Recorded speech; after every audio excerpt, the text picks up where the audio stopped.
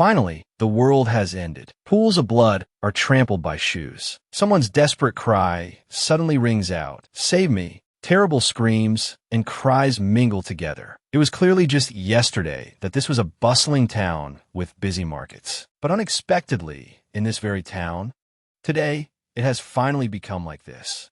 Someone suddenly screams in terror. It's a monster. Yes, although it's unbelievable, it's a monster. And from now on, countless people will be bitten and killed by monsters. Then, just like a cycle, all of them will turn into monsters. I guess I'll accept that. After making absolutely sure that I'd finished off the ugly monster in front of me, I breathed a sigh of relief. Then, relaxing my body, I muttered, "I can't die like this, never." This story has to rewind. 3 weeks. Right now, on a street corner, someone is reading a newspaper and says in astonishment, "Oh my, look at this. Miss Sinclair is on the front page of the weekly magazine again today." The green-haired girl next to her covers her mouth with her hand and exclaims, "Wow, no one has her charisma, do they? Miss Sinclair, she's both a beautiful lady and the heir to a massive fortune. Not a noble, but a figure admired by the aristocracy. That's me. I'm Cherry Sinclair. Oh, this feels great." Just then, the brown-haired maid suddenly approaches with a face as pale as a steamed bun and dejectedly says, "Miss, please wait a moment. I have to carry these things up." Hearing this, Cherry immediately looks towards the carriage and thinks in surprise, "Oh, right, there's no place to store things there. Looks like hard work, huh? Let's see if anyone's looking." After confirming that there's absolutely no one around, she suddenly reaches out and effortlessly lifts the heavy pile high, then says with a grin, "I'll put them up." The brown-haired maid claps her hands and says, "Miss is really strong.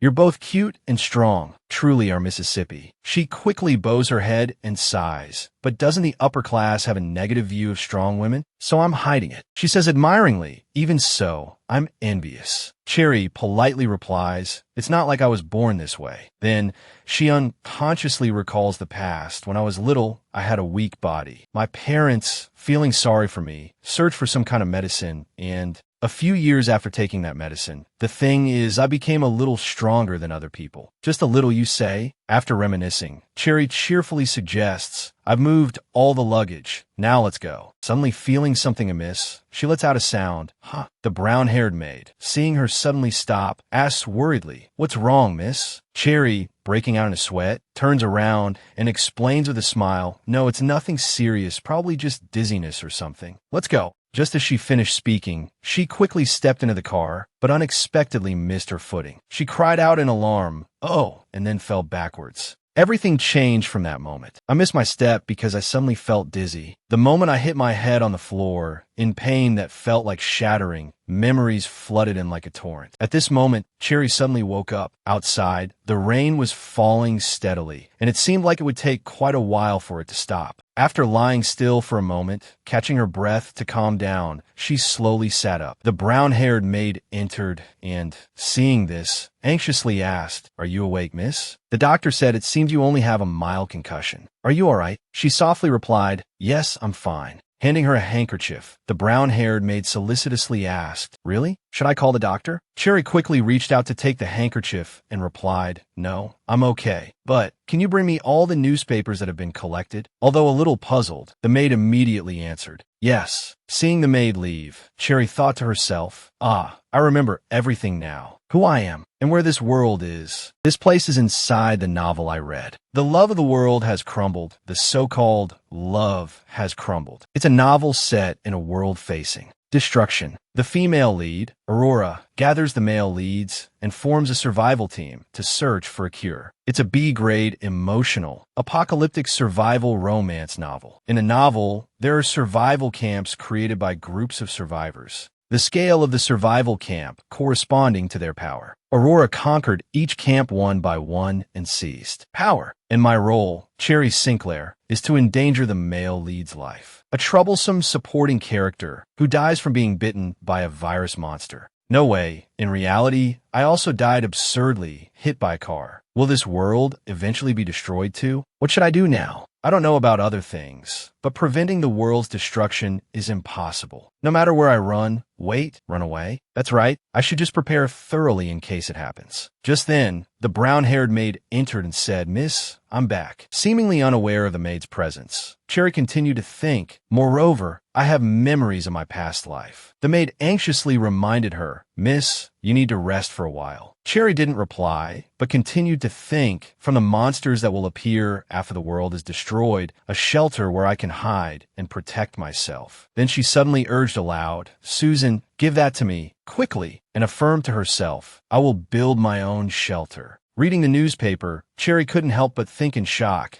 There are already articles about infected people, which means in less than a month, the world will end. Time is running out. Not even enough for me to arrange the necessary things. First is rice, meaning food supplies. I've already thought about this. Next is emergency funds. No need to worry about cash. And finally, weapons. Thinking about this, Cherry suddenly remembered someone and muttered to herself, wondering if it would be best to ask that person for help. The next morning, in the reception room of the mansion, someone asked in astonishment, "What did you say, miss?" Harrison, the Sinclair family lawyer, asked incredulously, "You want me to find weapons? Why do you suddenly need weapons?" Cherry didn't answer immediately, but thought to herself, "He's Harrison Howard." Then, while sipping her tea, she offered the excuse, "Well, I just suddenly want to be able to protect myself." She continued her internal monologue, *the Sinclair family lawyer. "After my parents passed away, Harrison took over all family matters, *. For someone like me, who's always been alone since childhood," he asked with a bright smile, "Could you elaborate, miss? What do you intend to use the weapons for?" Touched, she thought, Harrison is like an older brother to me. He asked with a knowing smile, "You're planning on causing trouble again, aren't you?" Startled, she thought,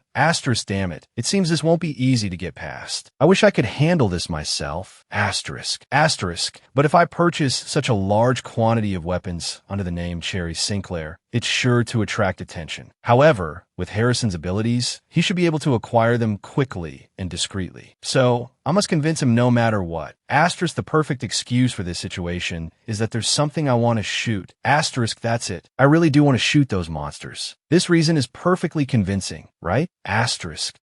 Yes, that's it. I really do want to shoot those monsters. This is a perfectly valid reason, isn't it? Harrison suddenly asked, his voice filled with a murderous aura. "Who is this bastard?" Cherry quickly clasped her hands together and smiled sweetly, thinking, I have to be careful with my words. Harrison is overly protective, so he'll definitely investigate thoroughly. In times like these, instead of giving roundabout explanations, it's better to play the role of a troubled young lady. Dabbing her eyes with a handkerchief, she choked out, I don't want to talk about it. Perfect. He can't do anything if I say that. Harrison fell silent for a moment, thinking. Then, he said reluctantly, "I understand. I'll take care of it." "That bastard, huh? What specific weapons do you want, miss?" She replied cheerfully, "Swords, crossbows, axes, basically all kinds of weapons." Harrison stood up abruptly and continued, "Then I'll also find an instructor to teach you how to use them." Cherry quickly refused, "But I don't need a teacher." He adjusted his glasses and declared firmly, "Miss, I can't indulge you on this matter." She immediately raised her hands in surrender, thinking the apocalypse is coming anyway, so there won't be a chance to see him again. He had only taken a few steps when she suddenly thought of something and called after him. "If we're going to do this, let's do it properly. I also want to build an armory. You understand what I'm like, right?" He stopped and replied, "Yes, all right. Where do you plan to build this armory?" She answered excitedly, "I'll build it in Brunel Village." "Oh, Harrison might not know, but that village is quite close to the capital." He asked curiously, "Miss, why must it be that village?" She didn't answer, but smiled faintly to herself, thinking, "Why? Because Vanilla survived alone for half a year in a secluded villa in Brunel Village." That's what the novel said. Food is the most important thing in the apocalypse. Even the main character couldn't just sit around because of food shortages, although that problem was solved by one of the male supporting characters. But that doesn't concern me. For the 6 months before the Aurora group arrived, Vanilla's villa on the hilltop was no different from a fortress. The vast garden was used for farming, and the mountain behind, it was very convenient for gathering food. Self-sufficiency is the first step to survival, so Brunel is the most suitable place to survive. Moreover, in my past life, my parents were farmers, so I learned quite a bit of knowledge from them. It takes about 2 years to meet the male lead who develops the cure. I just need to survive for 2 years. But at this rate, Harrison might not make it. I definitely won't let that happen. He's my only surviving relative. After thinking that, Cherry called out, Harrison. Then she silently encouraged herself. Well, where there's a will, there's a way. Then she spoke seriously. The world is about to end. A disease that turns people into monsters is about to break out. I'm preparing to go to Brunel to deal with the apocalypse. She continued to encourage herself silently. Just try telling him. Harrison was silent for a moment, thinking about something, then asked in a low voice, Miss, do you need your medication again? If you don't like the previous hospital, I'll find a new one. Or perhaps you should be hospitalized for a few days to rest. Cherry shook her head in a panic and explained, No, I was just joking. I just had a super realistic dream. Then, she couldn't help but think resentfully. You think I'm talking nonsense because I had depression after my parents died, right? I took my medicine and I'm fine now. I know you're worried, but I can't just lie in a hospital and wait for the apocalypse. Then she forced a smile and continued, It was just a dream. Don't worry about it. Oh, by the way, Harrison, can you come with me to Brunel Village? I'm not familiar with weapons, and I don't have a good eye for those things. As he opened a document, Harrison replied, If you think it's all right, miss, I'll arrange for a specialist to assist you in building an armory. She smiled and pleaded, No, I want to go with you. Without you, there's no one to handle any trouble for me. Seeing her reliance on him, he said, All right, let's just consider it an outing. Receiving his agreement, she cheered happily. Great, one thing settled. Then she clenched her fists and smiled to herself, thinking, both the weapons and Harrison are taken care of. Next is A while later, at a bank, someone asked in surprise, Do you really want to borrow 100 million gold, Miss Sinclair? Cherry smiled and replied, Yes, you heard me right. Then she thought indifferently, If I don't borrow it now, when will I ever get to touch such a large sum of money? The bank manager, sweating, asked again, Do you really want to borrow 100 million gold? Cherry calmly nodded in confirmation. Yes, although I'm not sure I'll spend it all. Hearing that, he quickly bowed his head and apologized. Please excuse me, but I'm a little surprised, as you are the heir to the Sinclair family, yet you're borrowing such a large sum. I'm just asking for procedural purposes, Mississippi. What is the purpose of this loan? She smiled, her eyes crinkling, and replied, To prepare for the end of the world. He was stunned and asked, What? Then, completely disbelieving, he continued, I don't know, miss. Do you need any help? If you are being threatened, I can secretly inform Harrison. She lowered her voice and politely said, No need. This deja vu feeling is awful. He asked with some concern, Is it because of the casino? I also heard that several diamond mines were wagered this time, but I didn't expect it to be this serious. She immediately continued, Mr. Morton, that's not it. We urgently need money for an overseas business project. The Sinclair family is developing many projects. Then she thought to herself, the casino. Not long ago, I ran a casino, like a luxurious playground for spoiled young ladies from wealthy families. But in reality, the income and information from it were enormous. So many people wanted to participate. It seems Morton thinks I need money urgently to expand the casino's scale. Having finished her thoughts, Cherry asked irritably, We no longer manage that casino. I'm even considering transferring the management rights. But why are you asking so much? It feels like you're interrogating me. Do you look down on the Sinclair family? Mr. Morton hurriedly waved his hands in explanation. Oh, no, I will prepare the money immediately. A few minutes later, seeing the bank staff struggling to bring out the money for her, Cherry became extremely excited and laughed happily, thinking to herself, Money is number one. Long live the rich. Although it feels a bit like a scam, when the virus spreads, countries will collapse and money will just be a mess of paper. Before that happens, I have to spend all this money for the apocalypse, stockpiling as many survival supplies as possible. Is this the article following the one I read earlier? Monster Rampage at 61 Nodium Street. Seeing that Cherry seemed quite interested in this news, Mr. Morton offered, Are you interested in any particular article, miss? I'll get it for you. She smiled and replied, Yes, thank you. A while later, Cherry was on her way back to her mansion. Rereading the article carefully, She couldn't help but feel uneasy, thinking to herself, the night this article was published was also the first time monsters appeared in the novel. It was the event where the female lead, Aurora, first encountered monster. Aurora was adopted by the Lancaster ducal family. She was drawn by an anonymous letter that read, "I will reveal the secret of your origins. Come to 61 Nottingham Street." At that mansion, she met an infected person who had been starving for days. That's the gist of the story. Oh, that reminds me. That thing will also appear there. The Elfino's herb. To put it simply, it's a kind of herb like a vaccine. It can prevent infection from a single monster bite. No one knows why it has that effect, or why it appeared at the mansion at 61 Nottingham Street, because the novel was left unfinished. Damn it, I will definitely bring that herb to Brunel Village.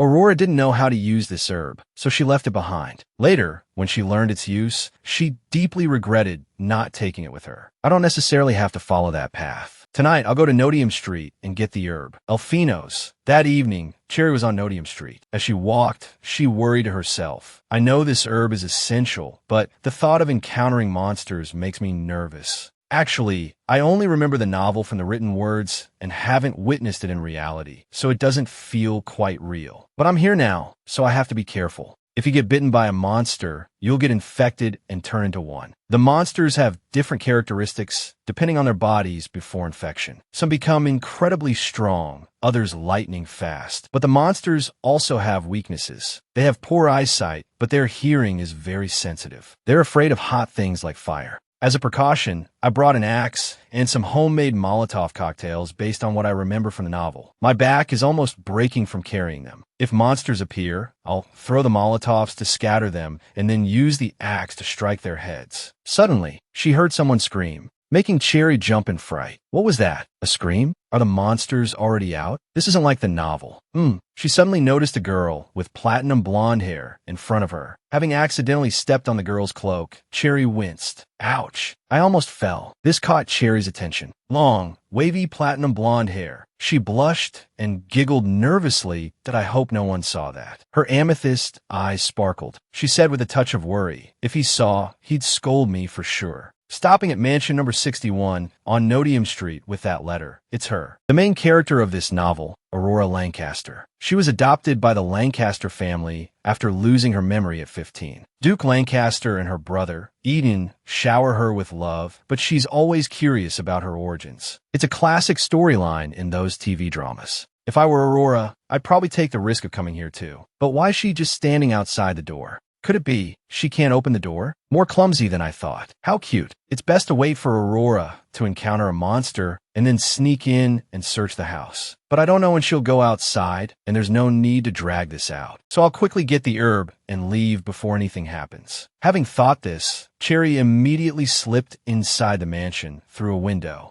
She looked around for a moment, then smirked to herself. It's quiet inside, as if no one's here. But I know that's not true. The infected must have been holding out here for several days now. I have to be extremely careful. What was that? There was a noise just now behind me. Thinking this, Cherry immediately turned around to look. She realized the sound that had startled her was just this small box falling. Relieved, she let down her guard. That scared me. I thought it was a monster. It's just a small box. But where did it fall from? The symbol on the box. It's the Elfino's herb. It's exactly what I need. This saves me the trouble of searching. Now I just need to quietly leave, just as Cherry was about to slip away with the Elfino's herb. Then, suddenly, a man in a white shirt appeared, surprising her. She thought to herself, a living person. He looked pale and weak as he pleaded, help me." She didn't reply, observing him for a few seconds, then thought in astonishment, Asterisk, how can there be someone here? According to the original story, no one should be here except Aurora. Asterisk, he weakly pleaded again, help me. She immediately reassured him, wait, I'll help you. Please calm down and answer. Me. Cherry hadn't even finished her question when blood suddenly started flowing from his nose. Seeing that his blood had turned green, she immediately asked cautiously, were you bitten by a monster?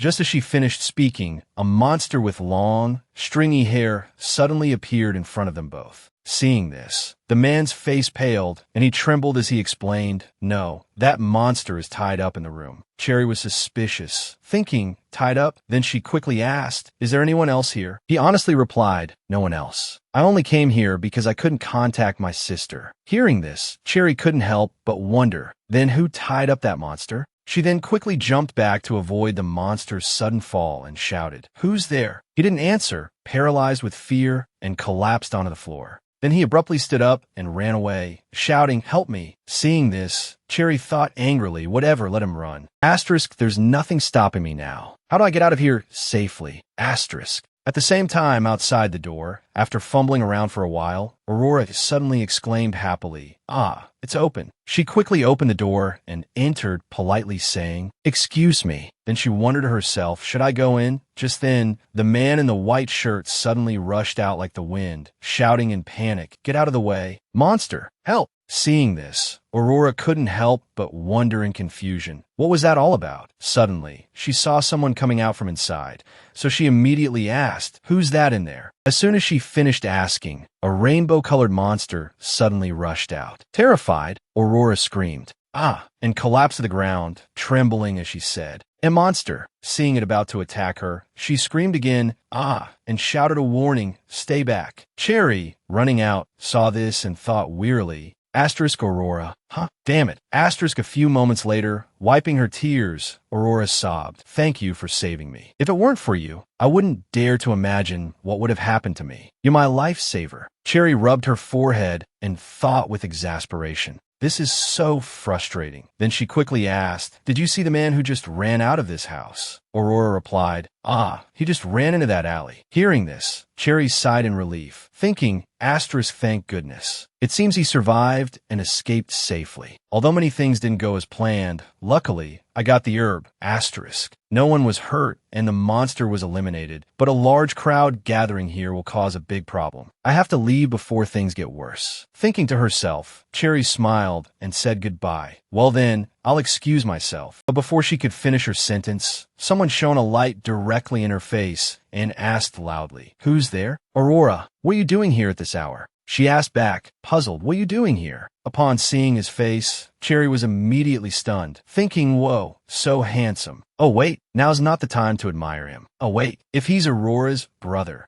He quickly put his flashlight and gun away and replied, "I'm on patrol. I received a report." After a few seconds of recollection, she couldn't help but feel delighted, thinking, so this is Aurora's brother, Eden Alkin Lancaster. He's not only the most talented character in the story, but he also possesses antibodies against the virus. I can't believe I'm meeting someone I wanted to see. In person, Aurora grinned and introduced him. This person helped me escape from the monster. Eden narrowed his eyes in disbelief and repeated, "Monster?" Seeing his reaction, Cherry panicked, thinking, no good. In this ambiguous situation, if they find out I'm Cherry Sinclair, I'll definitely be investigated and waste valuable time. Just as she was unsure how to handle the situation, his colleague called out, "Eden, come over here for a second." He replied, "I'm coming." Wait a moment. She lowered her head and thought, it's a shame, but before I get more involved, Eden walked over, and his colleague immediately said, "Look at this." Upon seeing the monster's corpse, he was startled and exclaimed, "Holy crap, what is that?" Then, in disbelief, he thought, did that girl just catch this monster? Just then, Aurora suddenly shouted, "Wait, my benefactor, where are you going?" Cherry didn't answer, apologizing silently in her heart. "I'm sorry, Aurora." Aurora sincerely pleaded, "Please tell me your name before you leave." Cherry still didn't reply, continuing to think, I don't want to get caught up in this. Chasing after Cherry, Eden shouted, "Stop." She thought frantically, "Try stopping yourself if you were in my shoes." This is so frustrating. Shouts, "Why am I being chased by Eden all of a sudden?" Pulling her along, he said with a hint of annoyance, "Wouldn't it have been better if you had just stopped? You can't run far anyway. I'm grateful that you saved my sister, but running away like this is a bit suspicious." Cherry pulled her hood down further and silently replied in her mind, "If I stayed, you'd try to pry my identity out of me. That's why I had to run. But running isn't always safe. La la la. Time to go pack my things." She couldn't believe Eden had left Aurora behind to chase her. What the heck? Seriously? Seeing that she wouldn't say a word to him, he asked irritably, not going to answer, "Well, who are you that you're so determined to hide your face? I'll have to investigate this." Hearing this, Cherry thought fearfully, what do I do? He's really dragging me away. I guess I'll have to knock him out. Before she could finish her thought, someone suddenly shouted in the distance, causing Eden to ask himself in surprise, what was that? Seeing her chance, Cherry quickly flung his hand away and thought, now's my chance. Seeing her run off just like that, he exclaimed in exasperation, hey you. She ran while looking back at him and smiled mischievously, thinking to herself, asterisk, it seems Aurora is having a problem. Let's see if he still chases after me. Asterisk, he frowned at her and gritted his teeth, exclaiming, damn it. Suddenly, he saw something sparkling on the ground, so he quickly walked over and bent down to pick it up. The object in his hand looked somewhat familiar. It made her gasp in surprise and think, asterisk, oh, my hairpin. How did it end up there? No way. Asterisk, the next morning, at Cherry's mansion, she suddenly sighed and complained, this is driving me crazy. Then, she dejectedly thought, asterisk, I'm not Cinderella. Why did I drop my hairpin at that very moment? How can I get it back from Eden? It's not just any other item. It's the last gift my father gave me before he passed away. Asterisk. Asterisk, stupid Kim Cherry. Why did you drop such an important item there? Asterisk, thinking this, Cherry suddenly laughed loudly and muttered reassuringly to herself, it's okay. He probably doesn't know that hairpin is mine, even though my initials are engraved on the back. Just then, someone suddenly knocked on the door and entered. Then, they respectfully announced, Mr. Eden from the Lancaster family called. Her face paled, and she asked in a panicked voice, Eden, that high-ranking figure called me? What for? Sajana smiled and replied, he had a private reason and couldn't tell me, miss. He wants to speak with you directly. Cherry listlessly suggested, just tell him I'm not home. Say I'm traveling. He'll probably only call once, right? Sajana replied, yes, Mississippi. I'll tell him that. Have you finished packing your belongings, miss? Cherry quickly asked, yes. And Sajana, have you finished packing? She replied, of course, Mississippi. I'll inform a head maid and come down right away. Hearing this, Cherry felt a warmth spread through her and thought with emotion, asterisk, Sajana is truly an angel. Even when I suddenly suggested moving to Brunel, she agreed without hesitation. When I said I might be in Brunel for a long time, she said there was no reason for her to stay in the capital and packed her bags with me. Asterisk. Finishing her thoughts, Cherry smiled brightly and said, you must have been surprised. Thank you, Sajana. Sajana smiled and replied, wherever you are, miss, I'll be there. Cherry quickly hugged her and said affectionately, all right, see you in Brunel. Sajana cheerfully replied, yes, Mississippi. I'll call Mr. Eden now. After Sajana left, Cherry searched for information in the newspaper while thinking, let's see if there are any articles about the monster. Benton Capital, disturbance at 61, Nottingham Street. Victim is the young lady of the Lancaster family. Asterisk is expected. That scream was Aurora's. Although it's called a disturbance. Asterisk. Asterisk, fortunately, she's safe. Just as I predicted, there's no information about the monster. Someone is definitely trying to hide this truth. Otherwise, why wouldn't they write a single line about the monster, even though so many people witnessed it? Asterisk. In this situation, even if I tell the truth, having no proof will only make others think I'm asterisk crazy. Even Harrison told me I should go to the hospital. What will others think? The only person I know who could be behind this, Marquis Casey, is dead. Asterisk. Asterisk investigating the incident, uncovering the truth, and stopping the situation. There's simply not enough time. So, I'll just go to Brunel. Asterisk that afternoon, at the mansion at 61, Nottingham Street. Two noble young ladies suddenly blushed. Flustered, she saw the handsome Eden leaning against the fence, reading a newspaper. The headline read, exclusive, Sinclair heiress borrows 100 million gold. A bold move for the future queen of the Sinclair family, or the end of a fading star. He thought to himself, Cherry Sinclair's on the front page again. It's not surprising someone with her extravagant lifestyle would borrow money, but to inherit such a vast family fortune and still need a loan? There must be another reason. Just then, someone suddenly asked, what are you doing here? Eden replied, Inspector, you're here. The inspector asked, somewhat surprised, I told you to withdraw from this case. Eden calmly replied, how could I? I was at the scene. The inspector said, a little exasperated, you're so stubborn. And you're reading about Cherry Sinclair again? I heard you just called the Sinclair family. Eden, sweating uncomfortably, thought, what? It's like I'm obsessed with Cherry Sinclair. The inspector cautioned, it's best you don't get involved with the Sinclairs. You know how troublesome those tycoons can be. Just do your job, and you'll be promoted to chief inspector soon enough. Eden Auchen Lancaster was a unique individual, having given up his position as a duke to become a police officer. The Lancaster dukedom wasn't pleased with his chosen path. However, his noble birth couldn't be erased, so his smooth advancement within the force was a given.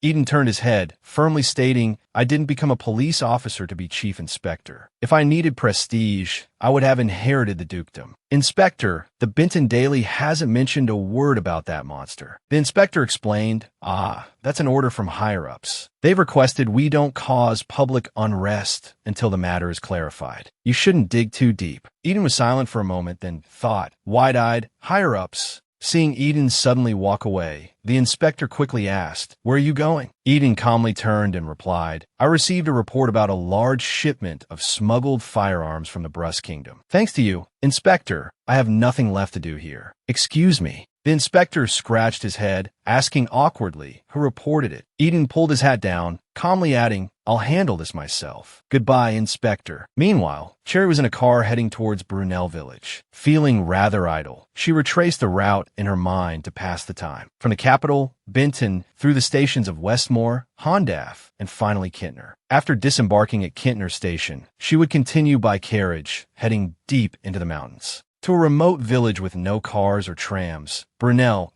oh my back. Finally here. Brunel, the village where I'll build my hideout. It was a long journey, but thanks to the train, it was relatively quick. Anyway, I have to admit, this place is better than I thought. Even though it's a small village, it has all the necessary shops for survival. Like a general store, a food market, a clinic, and a weapons shop. I could use this entire village as a survival camp. If possible, I'd like to buy the whole village. But I know, not everything can be bought with money. Is that mansion where I'll live in the future? I believe it, even if someone said there's a monster there. This secluded mansion in the village where Vanilla used to live in the novel, is it? The mansion stands firmly on a hill, like a fortress. Seeing in person, I understand why Vanilla could last so long. The village is in front, and a large mountain is behind. I don't know if this mansion really belongs to Vanilla, but the village chief introduced me, and I bought it directly from her. But why hasn't Vanilla arrived yet? I have a bad feeling. I hope nothing happens. That evening, in a deserted alley, someone suddenly pushed someone's head to the ground, making him cry out in pain, why? Why are you arresting me? Eden snapped back. You're asking why? Don't you know that commoners in the Grayson Kingdom are forbidden to own weapons? I caught you red-handed trading with an arms smuggler from the Brus Kingdom, and you're still denying it? You ran away so desperately, clearly trying to hide something. He couldn't help but wonder, what's with this deja vu feeling? Eden angrily interrogated, I heard the smuggled weapons are all being transferred to a remote countryside. Where is it? I don't know. I'm just a deliver man. He loudly scolded, Don't talk nonsense. See, that passerby is even answering for you.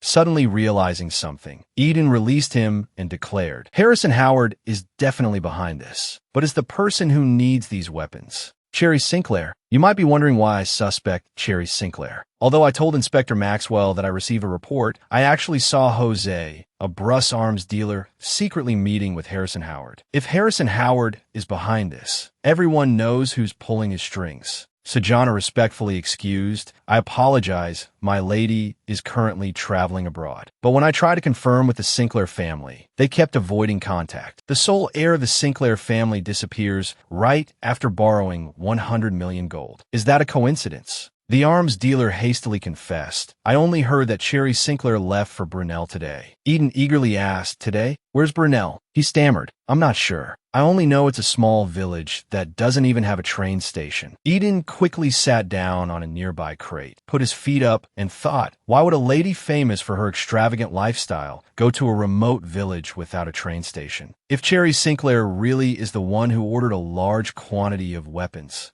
Eden suddenly turned and left, chuckling, I'm really curious about the reason. The man sighed helplessly. What's he going to do now? The next morning, in Brunel Village, Cherry was reading the newspaper and muttering, The Sinclair heir borrows 100 million gold for the reason of expanding business overseas, but there's no sign of any overseas project. Where is Cherry Sinclair now? Is this a disappearance or an escape? We are still investigating. Then she gently sipped her tea and thought, more like an escape, huh? I'm on the front page again today. Let them gossip all they want. When the world ends, they won't have time to write these articles anyway. Harrison probably knows about the loan by now. Whatever, he'll just relax about it like always. I wonder when Vanilla will get here. I hope I can see her today. Oh, the police officer across the street. I can tell just by looking. He has such an impressive aura. I'm bored, so this is a nice distraction. Golden hair like spun gold, a sharp nose, and crimson lips, and a perfectly buttoned uniform. This is crazy. How can there be a guy this much my type in such a small village? Wait, hold on, could that person be? Cherry called out in astonishment. Eden Auckland Lancaster. He gave an apologetic smile and excused himself. Then, with a wide smile, he asked, all the seats are taken. Do you mind if I sit with you? She panicked, wondering to herself, why is he here? Eden approached, lowering his voice. May I sit with you?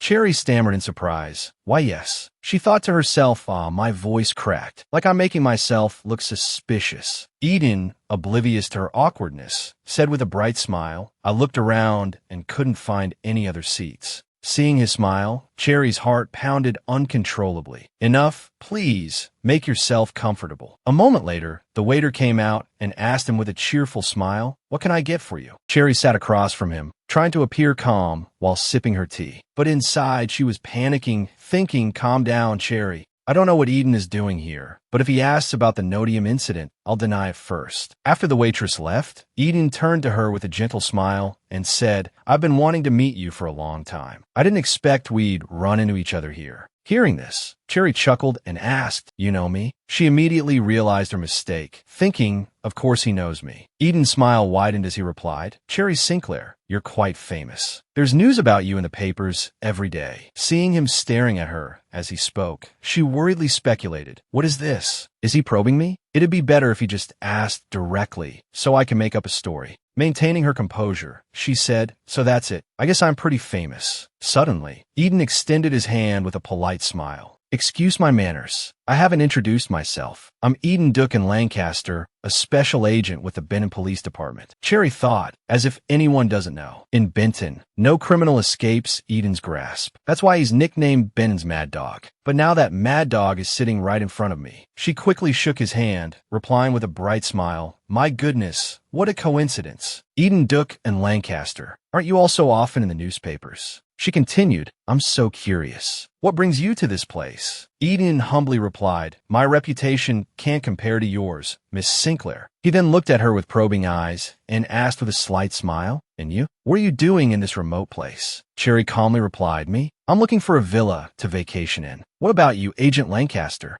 Eden calmly adjusted his hat and answered, I've been transferred here. Cherry looked at him skeptically. Transferred? You think I believe that? Someone from the Lancaster family transferred to this backwater place. Eden didn't argue, simply replying, yes. I have a feeling something is about to happen here. Yes. At this point, Cherry grew impatient and looked at him, asking, what is it? Suddenly, someone approached from the front, coughing a few times, interrupting their conversation. The newcomer was a beautiful girl, but her expression was cold. She asked boredly, excuse me for interrupting, but who bought the villa on the hill? Cherry had never felt so relieved. She stood up, raised her hand, and said, it was me. She thought to herself, perfect timing. The girl who had just arrived continued indifferently, I'm here to deliver the key. Then she took a key from her pocket and introduced herself. I'm Vanilla Eddie Roskin, the former owner of the villa. Seeing her demeanor, Cherry silently assessed her. Contrary to her gentle name, her appearance is rather cold, isn't it? Taking the key from her hand, Cherry smiled brightly and said, it's a pleasure to meet you, Ms. Roskin. You've received the contract, right? So, from now on, I'm officially the new owner of the villa, right? At some point, Eden had come up behind her. He asked curiously, a villa? The heir of the Sinclair family bought a deserted villa. Hearing him say that, Cherry whispered irritably, be quiet. Do you think I go around bragging about being the Sinclair heir? Eden didn't answer her question but asked back, don't you? Cherry thought to herself, no, but doing so would be troublesome. At this moment, Vanilla said coldly, don't worry, I only care about the money. Whether you're Cherry Sinclair or Mango Sinclair, I don't care. Seeing this, Cherry stammered, oh yes. In her mind, she assessed, so Vanilla is a slave to capitalism. Suddenly, Eden asked, what's that? Vanilla saw him pointing at the bird she was holding and replied, oh, this?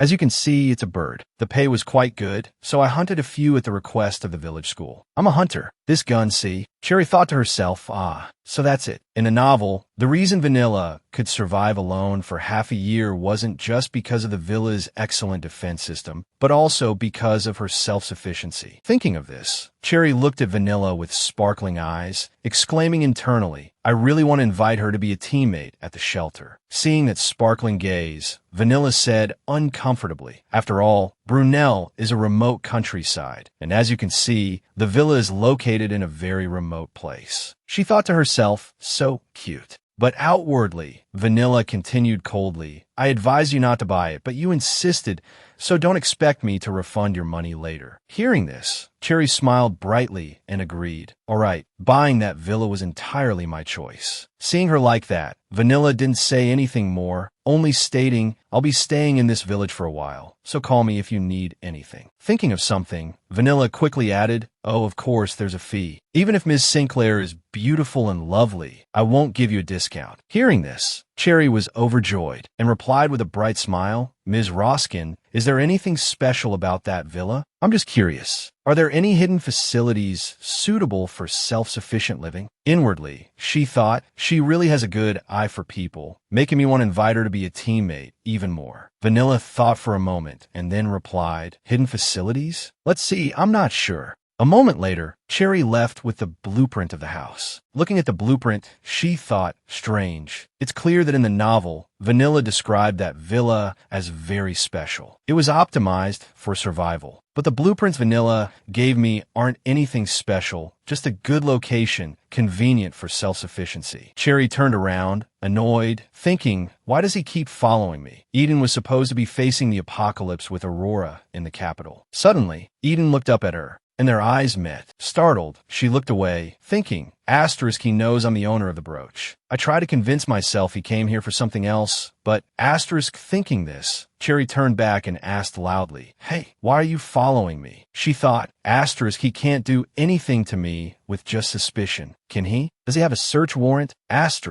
Ignoring her anger, Eden calmly replied, it's just that the villa looks quite secluded and dangerous, so someone could be hiding weapons or illegal money there. Surprised by his response, Cherry said incredulously, what? If you're so concerned, then just look through the villa. She suddenly realized something, thinking, wait, weapons. She remembered Harrison telling her, Miss, what kind of old weapons do you want? Then I will find a teacher to instruct you on how to use them. Thinking this, she speculated, is he interested in the weapons, not the brooch? Eden, seeing her sudden silence, chuckled and asked, what's wrong? Did you suddenly think of a reason why I'm not allowed inside? Worried, she thought, I can deny the brooch, but the weapons are different. If I'm found to be involved with something the Empire strictly prohibits, things will get messy, Scared, she held up her hands in an X and said loudly, of course, how can I let a strange man into my house? Eden replied calmly, but I'm a police officer, not letting him finish. Cherry frantically interrupted,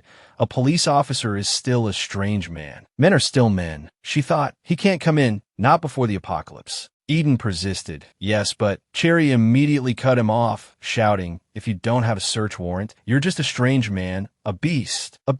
Defeated, Eden gave up, and Cherry temporarily escaped. Cherry's happy house. Arriving at the villa's gate, Cherry looked at it happily, thinking, this is where I'll live for the next 2 years. It's as big as I expected, spacious, and just like a pile of rubble. Cherry looked around in disbelief. She hadn't expected the villa to be this dilapidated. She wondered, can I clean all this up by myself? After a moment, Cherry regained her motivation, clenching her fists with determination. It's okay. I won't know until I try. Come on, Cherry, you can do this. Let's go. Cherry's happy house. Cherry had no idea that in the future, the name Cherry's happy house would be recorded in history books. Because of this, Cherry later said that if she had known, she wouldn't have given it that name. Looking at the blueprints, she thought, in the center is a fountain, in front is a garden, and next to the garden is a well and a shed that looks like a warehouse. It'll be at least 2 more years before the cure is developed. So to survive until then, I have to turn this place into a self-sufficient environment. Cherry looked around, assessing the area. Just like Vanilla said, this large garden is perfect for farming. I also have to build a defensive fence to ensure the safety of the villa. Having thought it over, she happily exclaimed, perfect plan. Let's proceed step by step. As Cherry cheerfully held the blueprint up high, she accidentally noticed some hidden writing on the paper. Puzzled, she uttered, what's this? There's something written in the corner of the blueprint. Brunel, Nodium. but she didn't pay much attention, thinking to herself, Brunel is this place, and Nodium is the name of a street in the capital. I don't know. I'll ask Vanilla later. Entering the villa, Cherry excitedly laughed and shouted, the first thing I need to do is clean the rooms, of course. Entering a bedroom, she mused, clean up these dusty areas and then buy some more furniture. Should do it. Looking around, she cheerfully assessed, this room has a fireplace. Great. Suddenly, Cherry looked inside the fireplace and saw a white mass. Startled, she wondered, wait, what? What was burned here? Clothes, and what is that? Could those be human bones? Really? Frightened, she took a dry twig nearby and brushed away the embers on top of the white mass, then realized, what? It's just chalk. Now worried, she picked up a burnt piece of cloth near the chalk, thinking to herself, but why is there a torn piece of cloth in the fireplace? That's strange. I'll clean it up later. Cherry sat motionless, squatting in front of the fireplace, feeling a little scared. After a while, regaining her confidence, she encouraged herself. No, Cherry, you can't be weak. From now on, this place will be my home. Then, she changed her clothes and started cleaning the villa.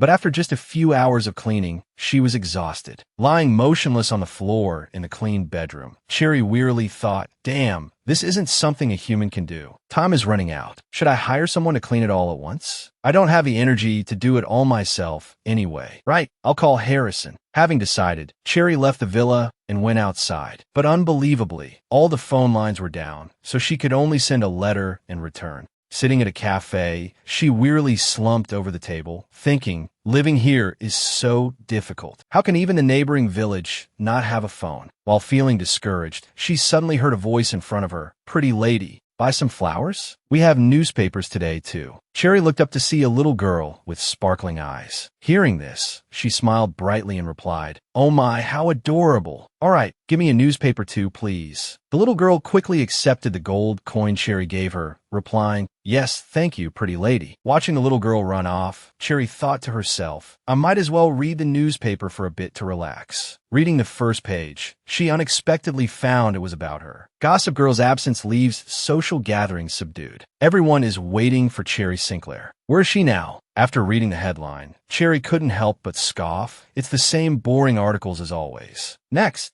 the next page talked about the Segrave family, truly connected to ancient artifacts. Cherry pondered Segrave. Segrave is a family associated with many legends, as if they only exist in fairy tales. Known as heroes who protect the world from evil, and regarded as the protectors of humanity. Reading up to this point, Cherry sighed. If only such a family really existed. It would be even better if they could deal with the virus too. Eden, who had appeared at some point, was sitting in front of her, reading the newspaper. Hearing her say that, he asked, deal with what? Annoyed by his silence, Cherry asked, what are you doing here? Eden calmly replied, I'm on duty. Hearing this, Cherry crumpled the newspaper in her hand, but forced a smile and said, right, of course you are. At that moment, a waiter approached and said, your orange juice, miss. Cherry looked up, surprised and delighted. Miss Roskin, she exclaimed. Smiling brightly, she asked, what are you doing here? Vanilla replied indifferently, I'm working. Cherry, inwardly wondering, Vanilla is a noble, isn't she? Put on a cheerful facade and said, good luck. After she spoke, the atmosphere suddenly fell silent. Cherry smiled gently and asked, is there something you wanted to say? Vanilla looked at her seriously and said, you haven't given me a tip. Flustered, Cherry quickly took out a gold coin and handed it to her, replying, oh, right. Here. Watching Vanilla accept the tip from Eden, Cherry thought to herself, Aster's Vanilla is very different from what I imagined. Oh, since we've met here, should I ask about that? Asterisk. Thinking this, Cherry hesitantly spoke. Wait a minute, Miss Roskin.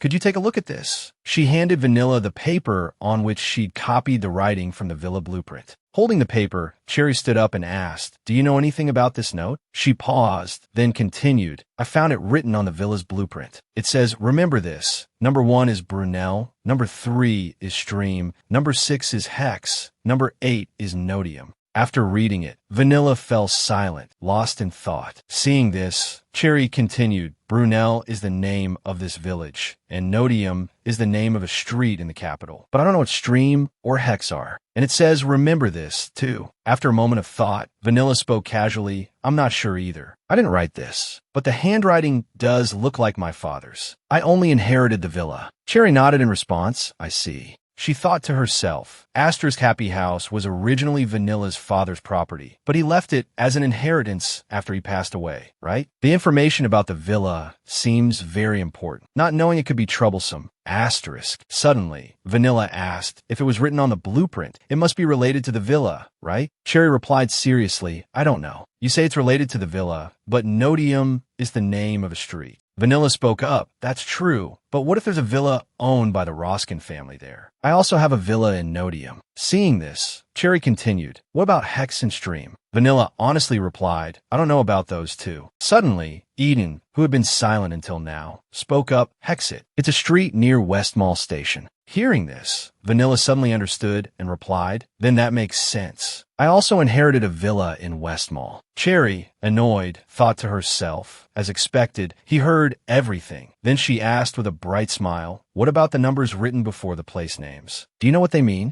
Vanilla calmly replied, let's see. I don't know anything. Looking at her expression, Cherry thought, that's the same expression she makes when she doesn't understand what the teacher is saying. Then she said, thank you for telling me. Cherry spoke up again. Oh, do you know anyone reliable who could help me with cleaning? Vanilla asked, puzzled. Cleaning. Cherry put on a pitiful expression and replied, yes, there's a lot of old furniture that needs to be cleared out, and the villa is too big for me to handle alone. Hearing this, Vanilla awkwardly said, I don't know anyone who specializes in cleaning, but I know a few people who might be able to help you. Let me introduce you. Cherry quickly replied, yes, if you could introduce me to someone discreet to avoid any unpleasant rumors, well then. A moment later, Vanilla returned to her work. Cherry cheerfully drank her water, happily thinking to herself, I feel a bit more at ease now. At first, I felt a little uneasy, but if that's just a list of the villas Roskin owns, then perhaps I don't have to worry anymore. At this moment, Eden suddenly spoke up. Look at this. He handed her a newspaper and continued, Miss Cherry, you're a bit of an enigma, so I've been reading the papers to understand you better, and I happened to come across a rather curious article. Cherry asked curiously, a curious article? What is it? She took the newspaper he offered and read the headline. Sinclair heir, Cherry Sinclair, worst cricket player in history. After reading it, she thought to herself, where did he find this article? Cherry asked him, what's so curious about it? Eden spoke seriously. Don't you play cricket anymore? If you were a player, you must have had some skill. Hearing this, Cherry calmly replied, you can probably guess from reading the article. I was terrible. The reason I was able to compete was because my parents secretly sponsored the team. She chuckled and continued, back then, I didn't know, so I thought it was because of my own skill. But thinking back, that team only needed the Sinclair name. Even now, quite a few people approach me that way, so I can easily recognize it. After speaking, she sighed inwardly. If only I had the extraordinary power I have now back then. Then Cherry turned to look at Eden and saw him frowning at the ground. She thought to herself, and what's this? Feeling guilty for bringing this up? He's a bit unpleasant, but overall, he's a good person, right? That's how the female lead's brother should be. Then she suddenly brought a handkerchief up to wipe away non-existent tears and continued, but it's all right now. It's all in the past. I'm often misunderstood because of my image to the point where I look like someone who could hide weapons in their villa. Seeing her like this, Eden was at a loss for words. Seeing that he didn't say anything, Cherry stood up and choked out, I'll be going now. I have things to do. You continue with your official duties. After turning her back and leaving, she thought to herself with a cold expression, this approach probably won't work on him, but whatever. I won't let Eden catch me before the apocalypse. But why hasn't Harrison contacted me yet? Is he too busy and forgot? The next day, hearing that the phone at the KINT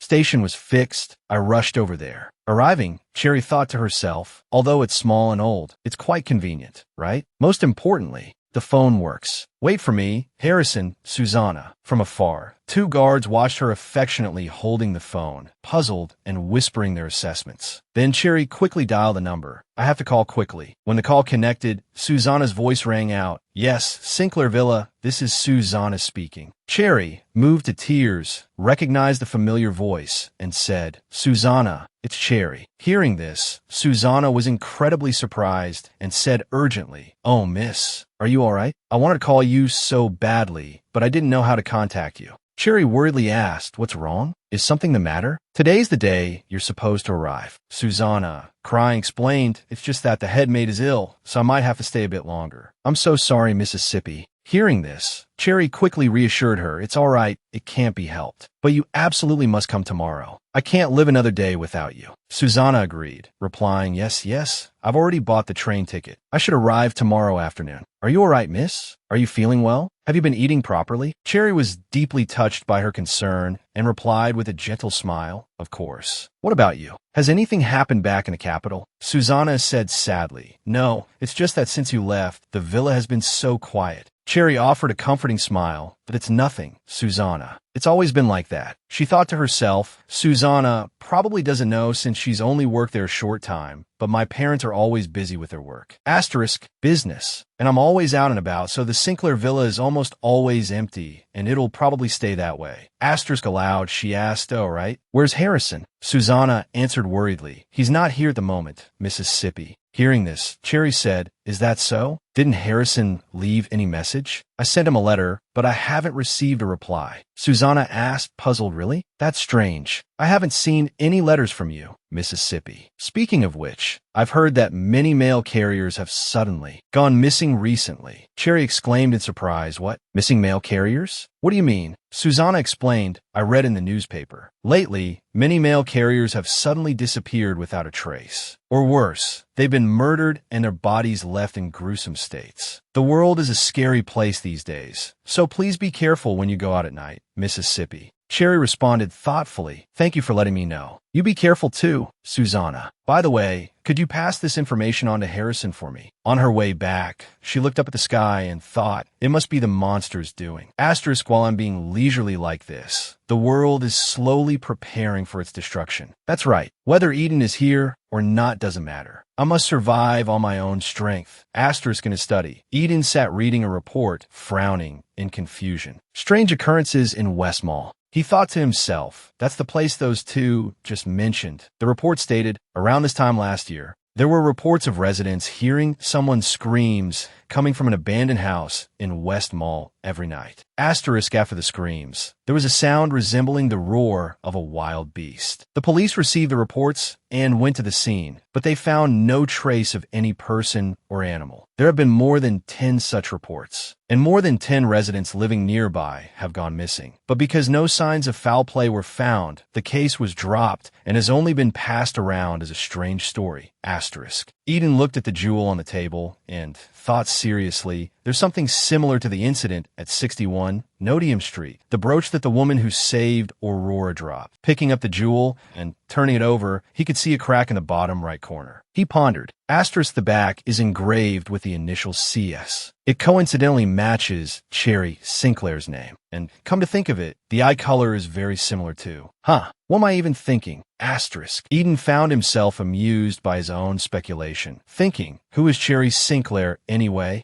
The Sinclair heiress, the one who graces the front page of every newspaper, the one who loves lavish parties, spends money like water, with a mountain of scandals, with an unpleasant personality, slow-witted and incompetent, she's considered incapable of leading. The Sinclair family, the type of person I despise the most. She can't be the benefactor who saved my sister, even if that benefactor disappeared mysteriously. Cherry Sinclair isn't the type to set foot in a remote and dangerous place like this. Furthermore, she's suspected of being involved in arms smuggling, so she clearly can't be the Benet factor. At this moment, he suddenly recalled what she said yesterday morning, but thinking about it now, that group only needed the Sinclair name. I'm often misunderstood because of my image. Eden wondered incredulously, am I also subconsciously judging her based on preconceived notions? A moment later, as he stepped out of the house, Eden heard people nearby gossiping. Oh, it's the girl who lives in that abandoned house. That's right, but he looked on curiously. What's going on?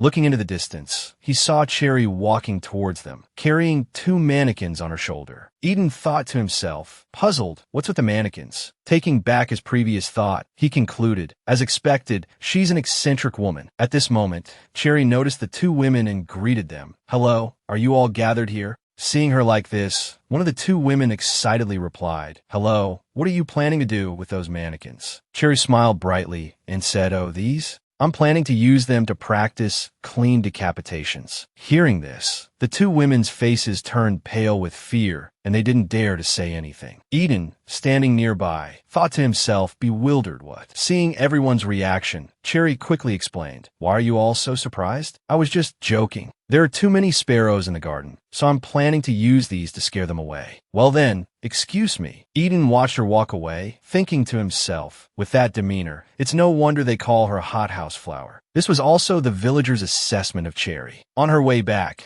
Cherry cheerfully greeted passers-by, "Hello," and many replied, "Hello." After she left, the two women continued gossiping. "That girl from the abandoned house is really strange, isn't she? Right? Lately, I keep seeing her moving things into that abandoned house." At this moment, Eden approached them and asked, "Does she come down to the village often?" The two women startled and turned to look at him. "Oh, isn't it the young police officer who just arrived? You're even more handsome up close." "Oh, stop talking about her." Pausing for a moment, the woman continued, "Yesterday, she cleaned out the grocery store." Another woman chimed in, "And today, she cleaned out the general store." The two women took turns speaking. "She's buying everything like she's preparing for war. Living in that abandoned house. Who knows where she gets the money?" Hearing this, Eden thought to himself, for Cherry Sinclair, that amount is nothing. It's just the villagers here who don't know. While he was thinking, the two women approached him with sparkling eyes and asked, "But does the young police officer have his eye on her?" Without waiting for Eden to reply, they continued, "Oh, she's really beautiful. Her face looks like she hasn't experienced any hardship in her life. Just like a noble lady. That's right. I've never seen anyone with such a dazzling appearance. Right, she's as pretty as candy." Eden, standing beside them, overheard this and recalled Cherry's face, thinking, why do they say she's like candy? Well, it's understandable. After their chat, the two women turned back to him cheerfully and said, "That police officer is quite handsome, you know? You two are a really good match." Eden frowned and replied awkwardly, No, it's not like that."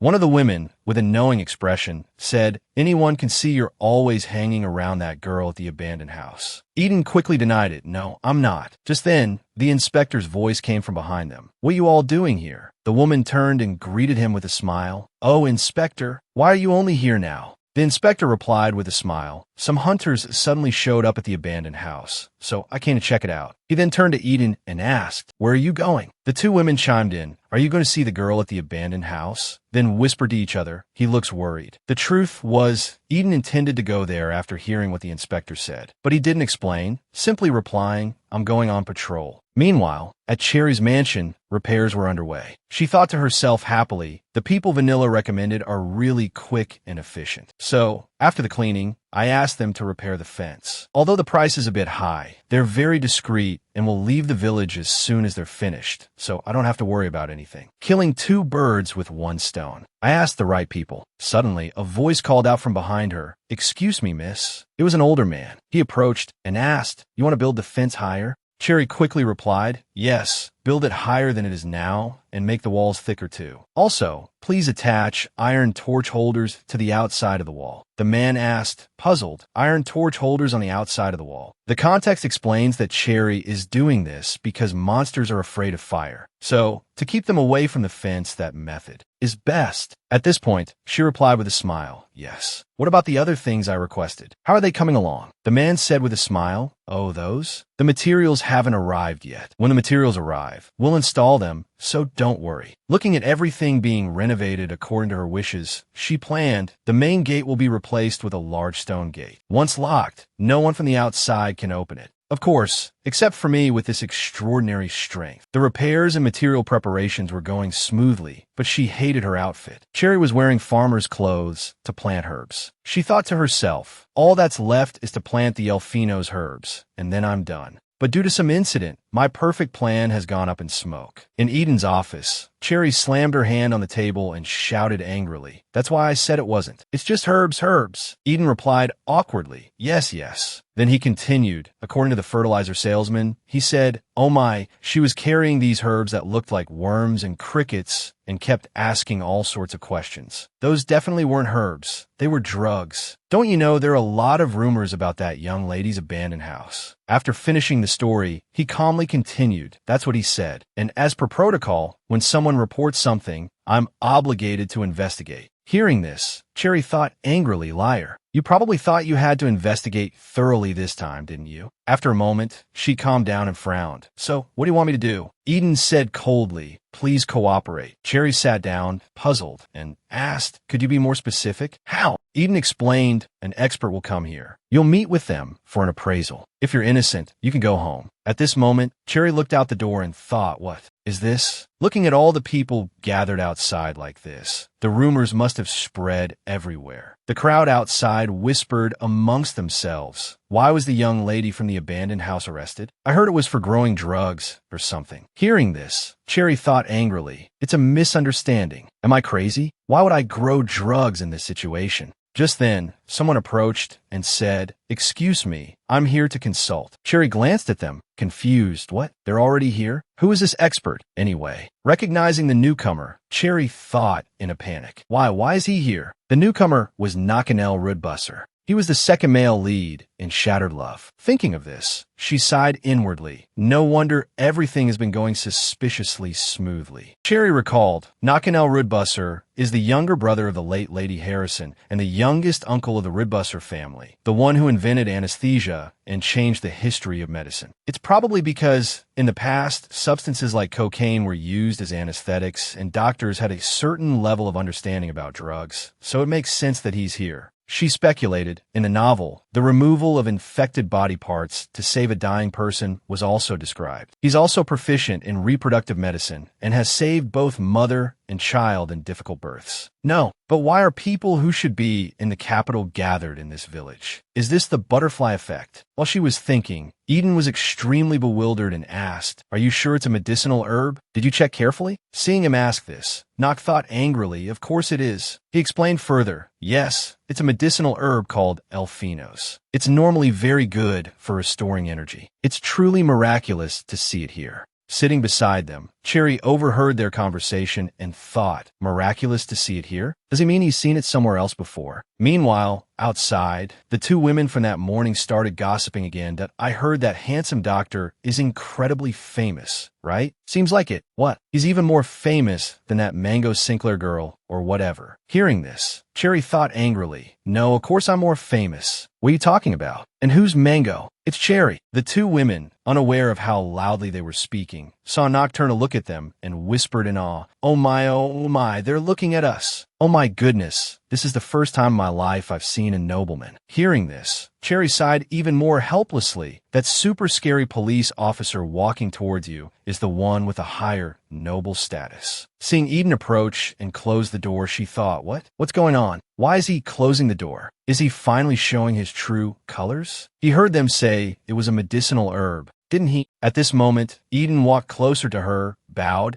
and said sincerely, please forgive me, Miss Sinclair. Cherry, surprised, covered her mouth in disbelief, thinking, oh my, he's actually apologizing to me, just like that? What's with this guy who's always wanted to eat me alive? Seeing her silence, Eden awkwardly continued, Nock. No, according to the expert, it's an herb, not a drug. I apologize. Looking at him like that, Cherry chuckled inwardly. But outwardly, she said coldly, well, although I'm someone who's often misunderstood, this time I'm truly quite upset. In fact, you didn't properly check the information before dragging me here, did you? Hearing this, Eden took off his hat and bowed deeper, saying, please forgive my rudeness, Miss Sinclair. I misunderstood you, Cherry. Cherry thought happily to herself, what's this?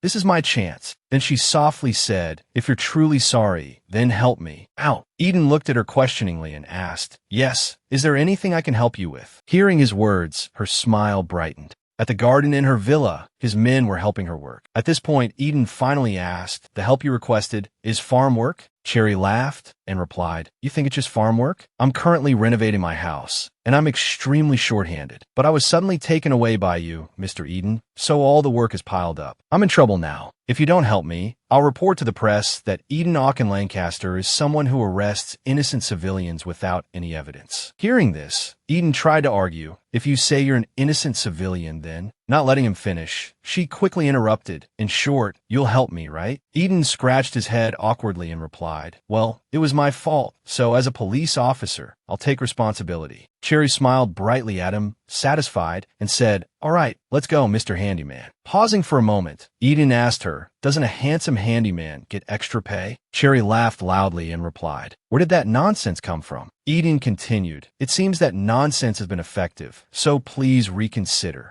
At this moment, Knock's laughter rang out from behind them. It's been a while since I've been treated like air. I suddenly feel sad. Cherry turned around, embarrassed, thinking to herself, I completely forgot. He's been following me from the police station, hasn't he? I was so focused on talking to Eden that I completely forgot about the other person. I was only thinking about getting a happy house quickly to assign tasks. Seeing her silence, Knock continued, it's a pleasure to meet you, Miss Sinclair. Seeing him extend his hand, she politely placed her hand in his. Cherry said, it's a pleasure to meet you, Mr. Rudbusser, but please call me by my first name while we're here. Hearing this, he smiled cheerfully and bowed slightly, replying, although I'm curious about many things, it would be rude to ask a lady too many questions. I understand, Miss Cherry. Seeing his gentle manner, she suddenly remembered yesterday when she greeted Eden. Her hand was shaken so hard it felt like it would fall off. She thought to herself, that's right, this is how a greeting should be. After the greeting, Knock said, I have something I'd like to ask you, Miss Cherry. Could you spare me a moment? She didn't answer immediately, but looked up at Eden. Then she thought to herself, since things have turned out like this, why not try inviting Knock to do business together? Although first, I have to keep my mouth shut.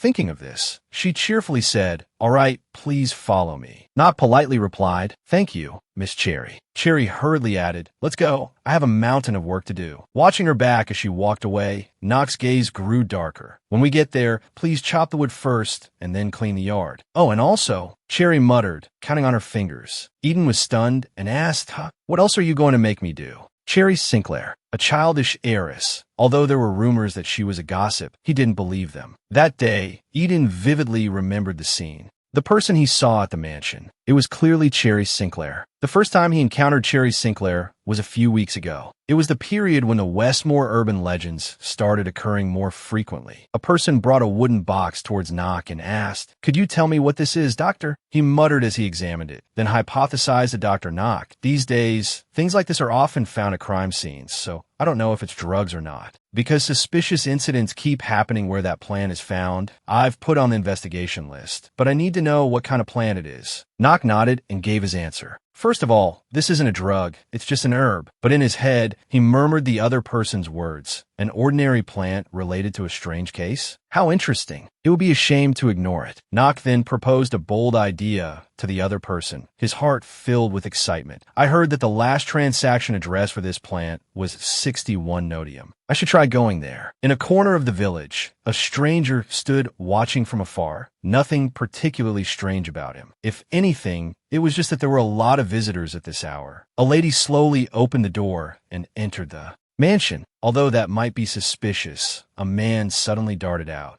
Knock observed, unable to hide his surprise that what's this? It looks like he's trying to escape from somewhere. What? A scream echoed fiercely. What is that thing? Knock couldn't believe his eyes. That a monster, he muttered. Although he had been thinking for days, he could only come to one conclusion, that the Elfino's herb, the suspicious incidents, and the sudden appearance of the monster were all connected, and Eden's request for cooperation had reached Knock. Moreover, Cherry was the one who had slashed the monster with an axe. It was truly interesting. Suspicious, she glanced back. Knock appeared, smiling falsely at her, making her extremely wary. Unlike Eden, there was something about Knock that sent chills down her spine. It was also different from Eden chasing her. Cherry sighed. He was originally a good person. Since he's a police officer, it's unavoidable that he would chase me. Compared to that, with Knock, she continued to be wary. I still have to be more careful. I have to be cautious with him. Knock appeared in the abandoned mansion for the first time. The rotting ceiling, everything broken and old,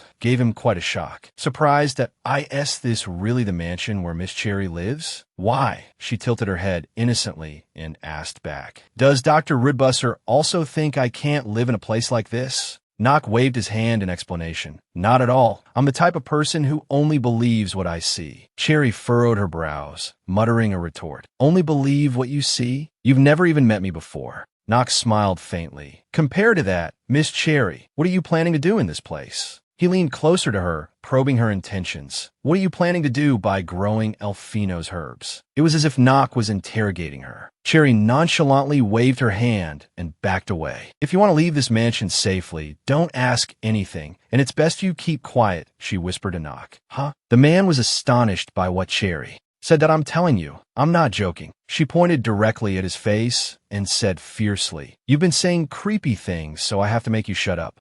Nock chuckled dismissively. Please don't worry. I'm not a gossiper. He bowed respectfully. I won't say anything at all. Instead, he offered a different condition. Tell me the real reason why you're here and what you did have to hide in this place. I'll keep it a secret from Lancaster. Dr. Knox spoke as if coaxing a 10-year-old child. This will be a secret between just the two of us, Miss Cherry. Is that all right with you? It's discreet, so I prefer it that way. That guy. Cherry's expression showed clear disdain. Could he be a pervert?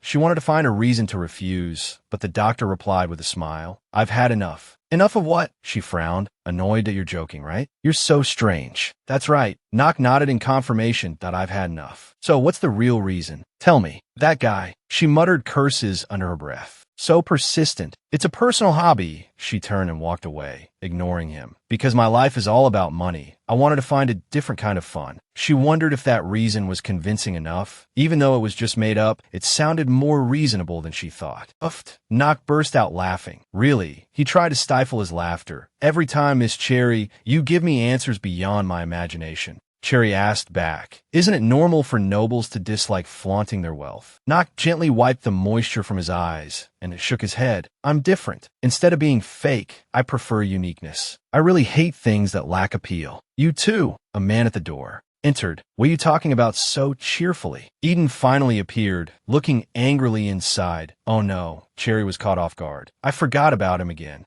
This is driving me crazy. Why do you guys keep bothering me? The two men met each other's gaze, sparks flying, and the most awkward person caught in the middle was Cherry. Nock spoke up first. Miss Cherry, I'm afraid we can't continue our conversation with this person here. Should we move somewhere else? Eden flew into a rage, bursting out. You two are being suspiciously alone together. Are you close to Cherry? If not, why are you like this? Isn't it suspicious? About that, if you say so. Cherry interjected, then I'm not close to Eden either. According to Eden, aren't I the strange one for letting a man I'm not close to stay in my house? I'm a police officer. Eden defended himself. Nock also chimed in, personally, I hate Lancaster, so I wish you'd kick this guy out. I don't like you either, damn it. So I'm not leaving. Cherry sighed, exasperated that I forgot. These two, their relationship was even worse in the original story. They were classmates. As the youngest son of a noble family, and Eden being a nobleman among noblemen, everyone knew him. So, every time they met, they would argue. Eden couldn't stand such provocations, so they always ended up fighting. That's how it is. At this point, she couldn't contain her annoyance. Eden, Cherry said, directly dismissing him. Could you go somewhere else for a moment so I can talk to Rudbuster privately? Eden was stunned, as if struck by lightning. But Cherry, beside them, Nock was grinning, enjoying Eden being scolded. That's enough. Don't make a fuss in my house, understand? I'll be out in a moment after I talk to him. You keep watch outside. Nock smirked at Eden, as if certain of his victory. I understand. Eden's mood plummeted that I'll wait outside. Suddenly feeling guilty, Cherry watched him leave, also feeling unhappy. Nock smiled and bowed his head. Thank you for your concern. Mississippi, shall we sit and talk for a bit? The two sat facing each other at the tea table. Miss Cherry, Nock got straight to the point. How much do you know about the alpinus herb? Why are you asking me about that? Cherry became wary, her hands tightening around her teacup. I don't really know much about it. Cherry offered a random excuse. I just happened to pick some up on the road. Nock leaned forward, staring at her like a human lie detector. Damn, she fumed, her face darkening. Why did I let Eden go? Asterisk, this is because of the suspicion. If he were here, it would be fine. Asterisk. Nock also noticed Cherry's simmering anger. She raised a fist, contemplating. Asterisk indeed, resorting to fists. Eden is a police officer, so he's a bit tricky. But Nock isn't. Asterisk, he said softly, there's no need to be so tense. He leaned forward, looking at her. Lancaster may not know, but I have a good feeling about you. Cherry breathed a sigh of relief. Asterisk, so that's what he meant by strange. That's having a good feeling about me? There's no reason for that. Asterisk Nock made a straightforward offer. I want to help you. Although I don't know what help I can offer, I think protecting you will be interesting. I don't need your help. Cherry flatly refused his offer. You probably will, Nock insisted, furrowing his brow. Didn't you intend to cultivate the alpinus herb in the garden I saw earlier? The villagers all passed by, gazing at the mansion's vast garden in awe, their minds racing with thoughts. Cherry also had to see Nock in a new light. Asterisk perceptive, indeed. How'd he know? Asterisk. That's right, she admitted with a nod that I planned to fertilize and cultivate the plants for 2 weeks. His eyes filled with a multitude of emotions. Miss Cherry, he said, cradling his teacup, the alpinus herb isn't a plant that can be cared for in that way. She frowned and asked why. Isn't it a medicinal herb? Is there something wrong with it? Nock explained easily. Unlike regular plants, the alpinus herb has a rather unique cultivation method. Unique? How so? She listened attentively. Nock only said a few words. It eats insects to grow. Cherry was astonished. The guidelines didn't mention that. Nock added, to be precise, the roots absorb nutrients from insects and spiders. They're like things like centipedes and spiders. She trembled and asked, So then, the herb's roots eat multi-legged insects. She was stunned, tears rolling down her cheeks. And I thought I eat that herb. I can just imagine it. She felt disgusted and scared. Cherry's face. Nock once again covered his face, laughing heartily. Why is he laughing like that? She was about to explode with angered, so how do you grow it? Nock answered her, just sow the seeds along with dead bugs in flat soil and water them. I heard that if you periodically bury dead bugs, the herb will thrive. Cherry's heart sank further with each word. Why is this happening to me? She slumped dejectedly onto the table. Even though I need it, I don't want to. Honestly, she mumbled, thinking back and forth. Are you all right? Nock gently inquired, seeing her mood plummet. Oh, you need my help. How can you help? Cherry lay listlessly on the tea table.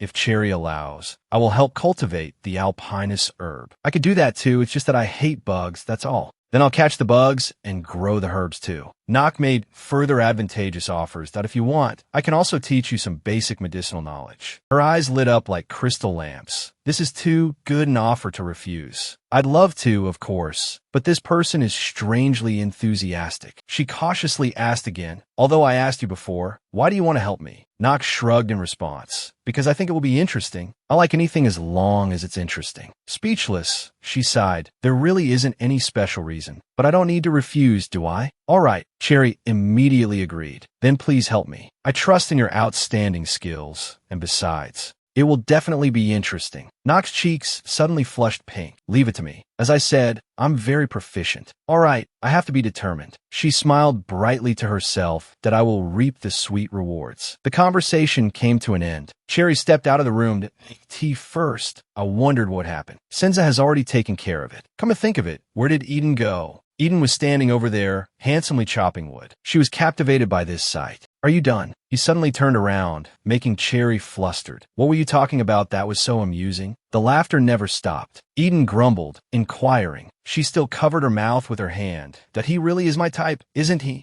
Did you hear my voice? Cherry laughed cheerfully, as happy as a flower. Miss Cherry. He asked again, puzzled. Look, you heard me talking, right? Cherry broke out in a sweat. She closed her eyes, trying to adjust her smile, so it was just right. What are you doing? Eden casually pointed to the pile of firewood behind him, the product of his recent labor. That I looked around outside, and it seemed like you were planning to chop wood, so I did it. Cherry applauded Eden's initiative. Oh, you did a good job. I was planning to do it today, but I got pulled away. Eden looked away, pretending he'd only mentioned it casually, though he'd actually eavesdropped by the window. What had she talked about with Nock? Their laughter had carried all the way outside. Cherry smiled and replied, Oh, it was nothing. He just said he'd help me grow herbs. She started walking towards the herb garden. Let's see how things are coming along. Cherry suddenly said, He'll be coming here starting tomorrow. Her words made Eden visibly react. He seriously asked what? Cherry was still admiring the wood Eden had just chopped, which he held in his hands. Wow, you're so skilled. She then heard Eden ask, So, I need to come out tomorrow too, right? Cherry finally focused on their conversation and turned her head abruptly. Mr. Eden was a little embarrassed to bring it up. Didn't you, Cherry, suggest I become a worker? Cherry was surprised by his sudden question. His expression made her heart flutter. Yes, you can leave today. Can I help you chop wood tomorrow? Eden didn't hesitate to reply, of course. See you tomorrow. Early the next morning, as the first rays of sunlight shone upon Cherry's flower and herb garden, inside the house, Cherry had patiently cleaned everything. Really? Cherry leaned wearily against the broom and sighed. I've been cleaning forever, and it's still not done. The mansion was so big that even with hired help, it was still a huge task. Actually, I remembered I had something urgent to do, so I prioritized that. I paid extra to have it done as quickly as possible, so it should be finished soon. By the way, Cherry looked out the window, and immediately, Eden's perfect figure and Nock's handsome, focused expression caught her eye. This was truly a wonderful sight. Just that alone was enough to dispel all her fatigue. Money and people, you only know their value when you use them. She threw open the window and called out, "How's the work coming along?" Eden looked up and replied, "Almost done. Where should I move this?" Cherry smiled. "Some should be brought inside, and some of it will stay outside." Eden crossed his arms, looking at the pile of wood and carefully calculating. "Right, so from now on, I have to arrange these and bring them inside." However, he still seemed a little dissatisfied as he turned to ask Cherry, "Just how much firewood do you want? At this rate, you could burn down the whole village." Cherry burst out laughing. "Hey, that's not it. Why are you exaggerating so much?" Eden's eyes widened. He seriously pointed at the mountain of wood behind him to prove his point. Hearing her awkward laughter, he felt even more annoyed. Seeing his expression, Cherry quickly changed the subject. "Oh dear, I'm so forgetful. I have so much to do. I shouldn't be standing around here like this." She slipped away as quickly as possible, not forgetting to encourage Eden. "Good work, Mr. Eden." The person downstairs knew she was skipping out on her work, but didn't stop her, even though he was more than capable of doing so. Cherry continued cleaning inside the mansion, thinking as she worked. It seemed like he was trying to find something while working here, but how could he? There's no proof. Before the apocalypse arrives, might as well take advantage of the time she has. She was still lost in her smugness when suddenly a door to a room right in front of her slowly creaked open. Cherry muttered, "Isn't that the children's storage room? I clearly just cleaned it and closed the door a moment ago." Cherry didn't dare let her mind wander for fear of scaring herself, so she quickly pushed the door open and stepped inside. Her eyes narrowed, and her pretty mouth twisted in a grimace. Unable to take another step, Cherry spun around. Could it have just been her imagination? However, the moment she turned around, a chilling sensation crept up her spine, making her jump. Cherry grabbed the broken broom handle she'd been using and held it up defensively. What? What is it? What was that? She saw a small wooden chair rocking gently from the breeze blowing in from outside. Cherry approached it for a closer look. Was it just the wind? I thought the genre was changing again. Anyway, while cleaning, I realized that it seems like quite a few people used to live in this mansion. Moreover, it doesn't seem like it was that long ago, even though there's dust. Just look at this chair. She touched the chair and noticed something strange about him. On the armrest of the small wooden chair, a name was carved. Cherry murmured to herself, "Segrave." Outside in the courtyard, flowers bloomed under the bright sunlight. Cherry stepped outside to enjoy the breeze while pondering what had just happened. Come to think of it, the Segrave family had a protector image, so their name often appeared on children's items. Suddenly, someone called her name, Miss Cherry. The person being called quickly looked towards the source of the voice and saw Eden waiting for her. Cherry asked him, "Mr. Eden, are you done chopping wood?" Eden replied, "Yes, almost finished, but what's that?" Cherry pointed to the small wooden crate she was carrying on her shoulder and explained to Eden, "Oh, these are things from the children's room on the second floor." Eden awkwardly watched Cherry as she struggled with the load, seemingly wanting to ask her something. Finally, Eden resolved to ask Cherry, "What are you actually doing in this mansion? I'm getting more and more curious." Cherry, displeased, put her hands on her hips and pouted that I told you. It's a private residence. She didn't notice the person approaching behind her and bumped into them, causing a large wooden beam to fall. Cherry, still talking animatedly, continued, "Mine? I wasn't aware of the existence of that. Danger." She was still speaking when Eden pulled her arm towards him, shouting a warning, "Miss Cherry." He reacted quickly and pulled her into his arms, preventing her from falling to the ground. Cherry was incredibly surprised. What was that? The other workers were just as startled as Eden had been. Safe in Eden's embrace, Cherry sighed in relief. That was close. I thought I just lost 10 years off my life. Isn't all the material here damaged? So, only after she finished speaking did Cherry notice their current situation. Whoa, oh my goodness, what do we do now? Cherry couldn't see Eden's furious expression because he was still holding her, but the icy tone in his voice was impossible to miss. These guys, Eden looked down at Cherry, checking to see if she was hurt. He gritted his teeth and hissed at the gate builders. She almost got hurt, and you should be more careful carrying dangerous things like that. Where did you learn to blame the victim?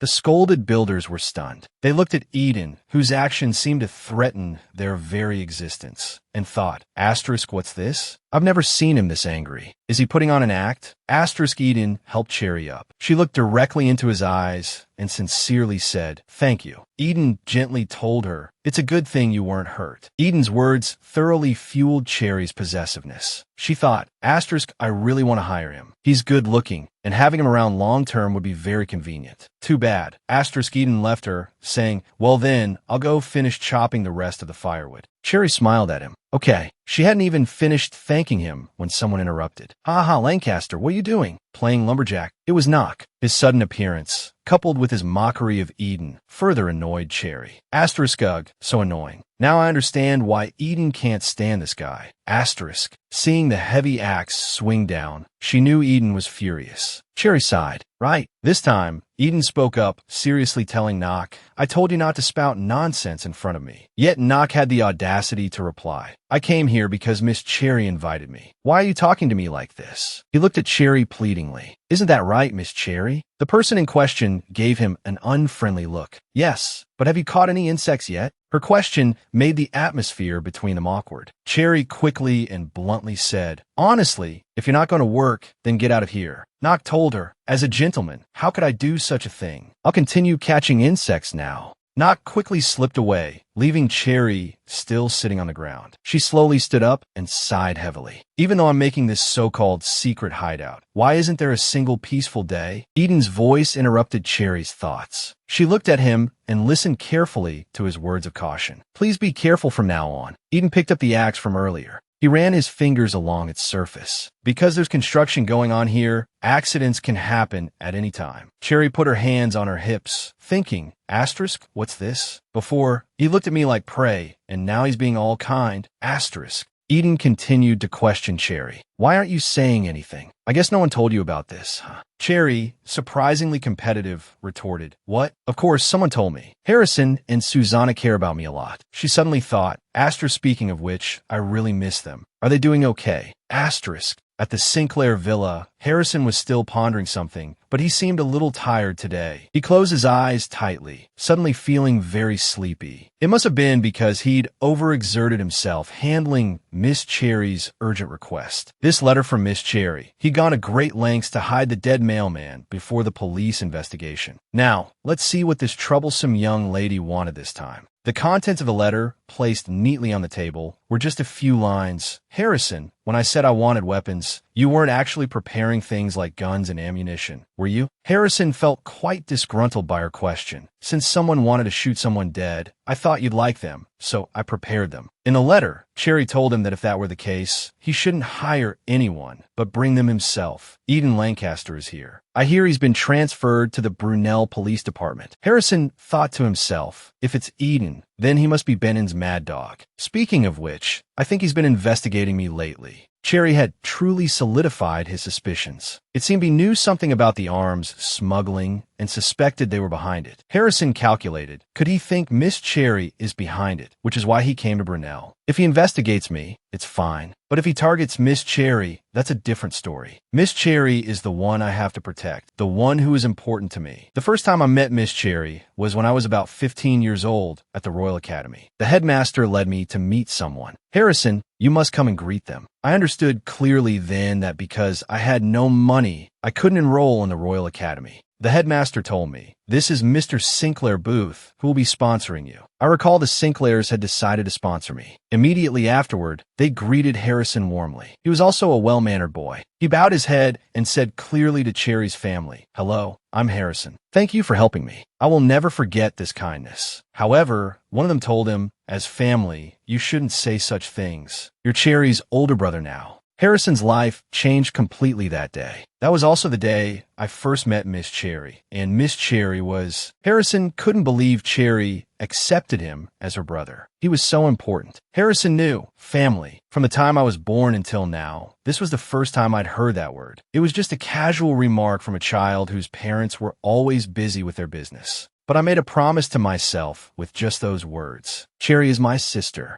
A sister more precious than blood. However, that sense of security was fleeting. Mr. and Mrs. Sinclair suddenly had an accident and passed away. Cherry was left alone. She indulged in distractions to forget her pain, and as her brother, I needed to protect her at all costs. All I could do was stay by Cherry's side, hoping she wouldn't get into any danger. Even so, I still loved seeing her cheerful demeanor. Lately, something about Cherry has been changing. A person with a goal in life, with bright, motivated eyes, has been making requests she never made before, up to this point. And as her brother, I can't disagree. Harrison loosened the watch on his wrist. He muttered, "If Miss Cherry wants me to bring weapons, I'll have to pay more attention to security." Has Rose arrived yet? The morning newspaper was being turned page by page. "Your Highness," elder son, standing behind him, called out respectfully, but Theodore continued to calmly sip his tea and read the paper, ignoring the words directed at him. "Your Highness," elder son repeated, annoyed. "His Royal Highness, the Crown Prince." He grumbled to himself, irritated. He heard me. Why is he pretending not to? "Your Highness," Theodore finally looked up and said coldly. "Be brief, elder son." "I'm listening." "Ah, yes." Elder son, stiff as a board, hurriedly adjusted his posture and announced, "I've come to report on the instructions you gave me. Theodore Graydon, you are the prince, and also the crown prince of the Graydon Kingdom, a man supported by many, with outstanding looks and extraordinary abilities. You are the one I wholeheartedly serve." Elder son was completely enamored with him. Theodore took a sip of tea and asked, "So, have you found any trace of those two?" Elder son immediately reported the information he had gathered. "Sir Eden and Sir Knock are currently in a village called Brunel." Hearing this, Theodore put down the newspaper and asked Brunel. "Yes," elder son confirmed. "Sir Eden recently accepted a position at the Brunel police station, and Sir Knock went there at Sir Eden's request to carry out official duties." "It seems there's more to it than that," Theodore said suspiciously. He ordered his aide to investigate further. "Elder son, investigate further. There's likely another reason." "Yes." Elder son nodded in obedience, then ventured to ask, "But why are you so concerned about those two, Your Highness?" His curiosity grew as he spoke. "Sir Knock is a man of Duke Rudolph Usser, a close associate of Prince Loin. And Sir Eden is Lancaster's man, isn't he?" Theodore's expression hardened. "Didn't you recently suspect Duke Cassay, one of Lancaster's right-hand men, regarding the epidemic because it was resolved too quickly? Not long ago, you were still suspicious of him." Elder son grew more confused at, you mean that?" Theodore stroked the newspaper. He rested one hand on his chin, the other lightly touching the rough surface of the newspaper as he replied, "Although I am the crown prince, with Prince Loin's current power, I need more allies, even if it's just one. And from my observation, Eden isn't like Duke Lancaster. He's a very moral and upright man. As for his personality, Theodore had once had to stop him from brawl. "Let me see, you bastard. I'll kill you today." "Oh dear, so barbaric, impossible to befriend." "But isn't personality important?" Elder son paled, not understanding what his highness was really thinking.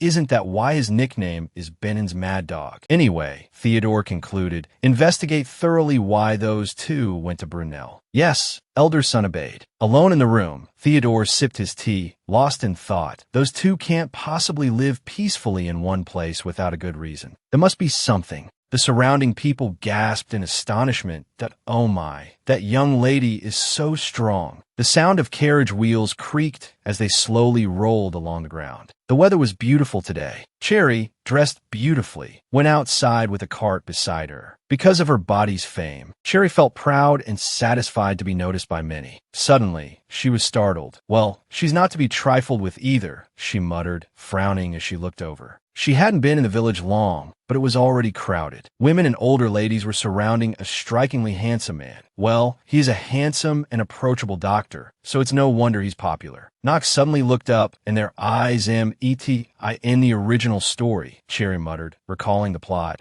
He was also a compelling supporting character, not unlike Theodore. "He's definitely handsome, but there's something a little." She kept glancing at the man, trying to pinpoint the oddity, but a loud voice broke the atmosphere. "Miss Cherry, what is this?" Eden, shining brightly, appeared before her. Being the object of his attention, her satisfaction soared. "These are weapons, not guns, of course. I thought I'd need them for self-defense if I'm living alone." She pointed to the cart behind her. "Doesn't seem like the amount someone would use alone, does it?" "Indeed. You're wondering what I'm going to use them for, aren't you?" Cherry, seeing right through him, decided to make a quick escape. "I'll be going now. You've worked hard. She glanced back at him, muttering to herself, all right, I'm off. Goodbye. Wait. Eden quickly pulled her back.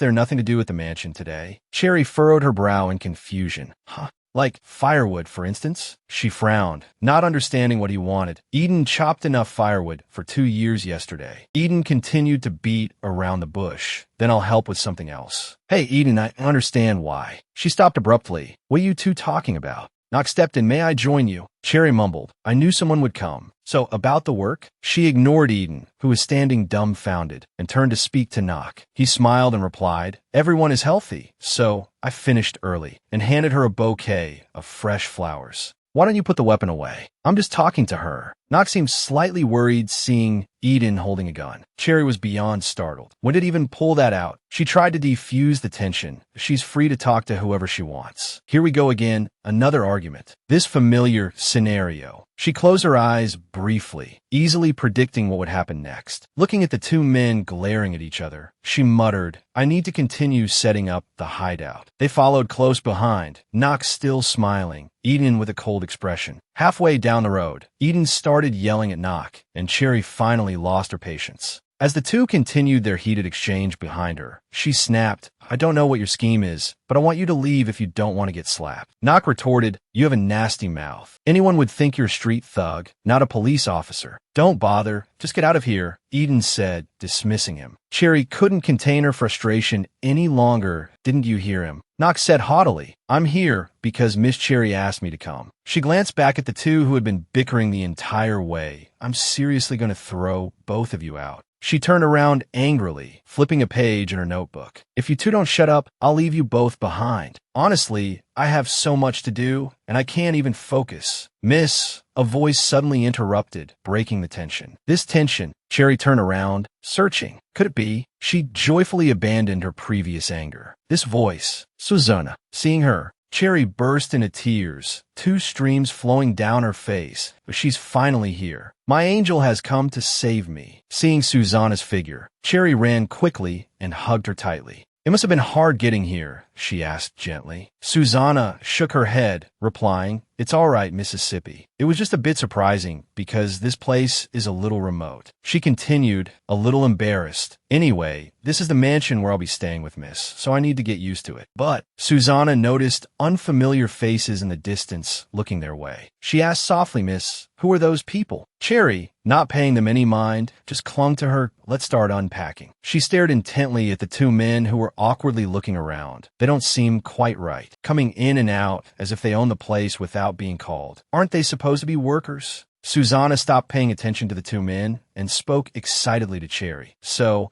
can I go inside and unpack? Cherry nodded enthusiastically, showing her excitement. That I'll show you around the mansion. Miss Cherry, both men said in unison, seeing that she had forgotten them and was about to leave. What do we need to do? Cherry, not bothering to pay much attention, gave them some trivial tasks. Eden, could you help fix the fence? Judith, could you help me with the herbs? Then she dashed off. I have to go hang out with Susanna, so I'll excuse myself. Yes, the 2 men replied, immediately dejected. Inside the mansion, every corner was magnificent. Susanna was speechless, her eyes sparkling as she looked around. Miss, you're really amazing. You even have one of these. She had another thought about Cherry. Cherry looked confused. Susanna had been stunned upon arrival. The mansion's exterior had also surprised her. Actually, when I first arrived, I found this place so gloomy that I wondered if it was the right place. Hearing this, Cherry was at a loss for words, unsure how to explain. Actually, I didn't have time to pay attention to the outside appearance back then, but the inside is completely different. The more Susanna explored, the more amazed she became. And someone took such good care of my room, too. Truly, Miss is the best. Cherry laughed brightly.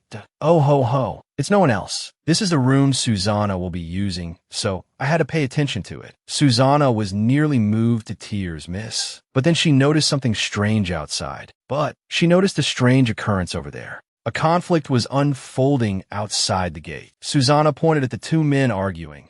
What is going on? And should we stop them? Cherry tilted her head, puzzled. They're fighting again? Are those guys really the male leads in a romance novel? But she was too tired to care. Leave them be. She only explained the first part, that I just built that gazebo because I thought the view here was beautiful. Oh, I see. Susanna breathed a sigh of relief. Walking around the mansion, I thought maybe Miss was preparing for war or something. Cherry laughed dismissively. At war? In these peaceful times. But deep down, a warning bell rang in her mind. Asterisk, you're quite perceptive. Asterisk, oh, right, Mississippi. Susanna hurried over. Mr. Harrison asked me to inquire if you could call him. Is that so? Cherry nodded in agreement. Now that you mention it, I should go too. She instructed Susanna to stay at the mansion, that I'll go to the police station for a bit. You can rest and wait here. Yes. Susanna stood behind, waving goodbye. Be careful, Mississippi. Cherry felt her blood pressure rising. With every step she took, Eden stayed right behind her. She furrowed her brow and snapped, Hey, why are you following me? And all you say is no. Eden's sudden appearance earlier had startled her, causing her to cry out in fright. Eden reminded her, Going to the police station? I'll go with you. The phone at the police station isn't something just anyone can borrow. But she didn't believe him for a second. I borrowed it often in Benton. Eden gave her an icy stare, sending a shiver down her spine. What? Why are you looking at me like that? Eden sighed and began to explain, That's because you were Cherry Sinclair. Cherry nodded at this new information. Oh, I see. I didn't know that. She countered, but I'm still Cherry Sinclair. Yes, but Eden struggled to explain. Is something the matter, Mr. Eden? A friendly inspector appeared. Unsure of the situation, Cherry hid behind Eden. Inspector, this person wants to borrow the phone at the police station. Oh, the inspector chuckled that it's all right. The villagers borrow the phone here from time to time. Eden covered his face, glancing at Cherry, who wore a delighted expression. Oh, I can use it, right? She asked him again. He nodded. Since the inspector has given permission, go ahead. But technically, it's not allowed, Miss Cherry. But she had already run off. It's so hard to just use a phone once. This is Harrison Howard. After a few rings, the other side picked up. Cherry exclaimed happily, Harrison, you said a call back. Susanna has arrived too. So, when are you coming? Miss Cherry. The other person chuckled softly. I've been delayed taking care of the matters you mentioned. I've rescheduled. I'll arrive in 4 days. 4 days? She cried out in surprise. The man chuckled, urging her patience. Please wait a little longer. I'm also coming to inspect the mansion's interior that you worked on yourself. Honestly, inspect? I'm not a child. But Cherry was still secretly delighted. However, Miss, regarding the 1 billion gold loan, I'll hear more about it directly when I arrive. She suddenly became flustered and nodded. All right. And about the person you mentioned, it's really difficult for me to handle from my side, Harrison confessed. Dealing with that person will be very dangerous. Cherry frowned. Could it be? You mean asking about bringing Eden back to the capital, right? That's right, she nodded. Lancaster isn't someone easy to deal with. I thought so. I anticipated this. Eden, waiting outside, had heard everything. Yes, Harrison, you be careful too. It was unclear what the other person said, but Cherry immediately denied everything. Huh? I don't know. The only person looking for me is Susanna. You too? Harrison, remember to eat well. She finally hung up the phone. A small smile played on her lips as she murmured to herself. Now, as long as Harrison arrives in Brunel safely, everything will be all right. What a relief. As soon as she stepped outside, Eden blocked her path. IS lawyer Howard going down to Brunel? She furrowed her brow and retorted, Why are you asking that, Eden? He mumbled in reply, I'm curious why he's going. Is that a problem? She reached out and opened the wooden door. Before leaving, she turned back and calmly refused. Yes, it is. Could you please stop taking such unnecessary interest in my family? And it's not polite to ask about a lady's private life. He lightly touched his police cap, looking towards her and muttering, I made another mistake. But Aurora's family, they'll be all right, won't they? Meanwhile, Aurora was fuming, her voice echoing throughout the mansion. Eden's such an idiot. He said he'd find out about my benefactor, but it's been so long. She raged. How can there be no news at all? It's so frustrating. Aurora's eyes welled up with tears. I want to thank that wonderful woman as soon as possible. A maid standing nearby informed Aurora, Miss, the young master has been assigned to Brunel, so it seems he'll be coming home late. She immediately sat up. Brunel? Where is that? The maid thought for a moment, then recounted, I hear it's a village without even a train station, Mississippi. Aurora found this intriguing, a small village. He's so unpredictable as always. She smiled faintly, a perfect plan forming in her mind. Well then, I think I'll try going to Brunel myself. I told you not to go anywhere. Aurora responded to her father sullenly. Why not? He touched his teacup and lifted it. Things haven't been very peaceful lately, so don't even think about going anywhere. Stay put in the mansion. Aurora was aghast, tears welling up in her eyes. Are you forbidding your eldest daughter from going out now? He immediately turned away, avoiding her pleading, pitiful gaze. What about my brother? He answered frankly. I heard your brother has been transferred to the police station of a town called Brunel. Oh, that's why I haven't seen him. Aurora feigned ignorance. The sound of the cup hitting the saucer rang out sharply. Aurora, her father pressed, do you know why your brother is suddenly being defiant? She put on an innocent expression that I haven't heard anything. I don't know anything. She replied with a bright smile. Honestly, father, isn't my brother always in a rebellious state? She laughed it off that it's surprising you're so worried about him. It's not like you at all. A tense atmosphere suddenly descended upon the tea table. That's true, he replied with a frown. But isn't it time he stopped this defiance? He's not a child anymore. Hearing this, Aurora gasped, covering her mouth with her hand. Father, such worries. She moved closer, comforting her disgruntled father. But I think if you stopped expecting so much from him, perhaps the issue would resolve itself. Your ambitions are too grand. The daughter earnestly advised her father. I see signs of you becoming a villain, you know. You should be more careful. He shook his head in exasperation. Why did both my son and daughter turn out like this? Anyway, you're forbidden to go out. Be quiet and listen to your father. Yes, she smiled obediently that I understand. But deep inside, a daring idea was quietly forming. How can I sneak off to Brunel without father finding out? He also sat in silence, lost in his own thoughts. 12 days remained until the end of the world. Cherry was diligently preparing. After days of tireless work, Happy House was finally fully stocked. Because of that, she had been given all sorts of nicknames like the crazy woman living in the abandoned house, the lady of the abandoned house, the candy lady. She was speechless. What the heck was a crazy woman living in an abandoned house? Miss Focus, NOC not far away, saw her spacing out and called out. Darn it. Tears welled up in her eyes. I don't like studying at all. But this morning, her mood was different. NOC recalled, the one who knocked on the hospital door early this morning, begging to be taught, was you, Mississippi. Cherry muttered to herself, I'm doing this because I need to know these things before the world ends in 12 days. And NOC nodded in approval.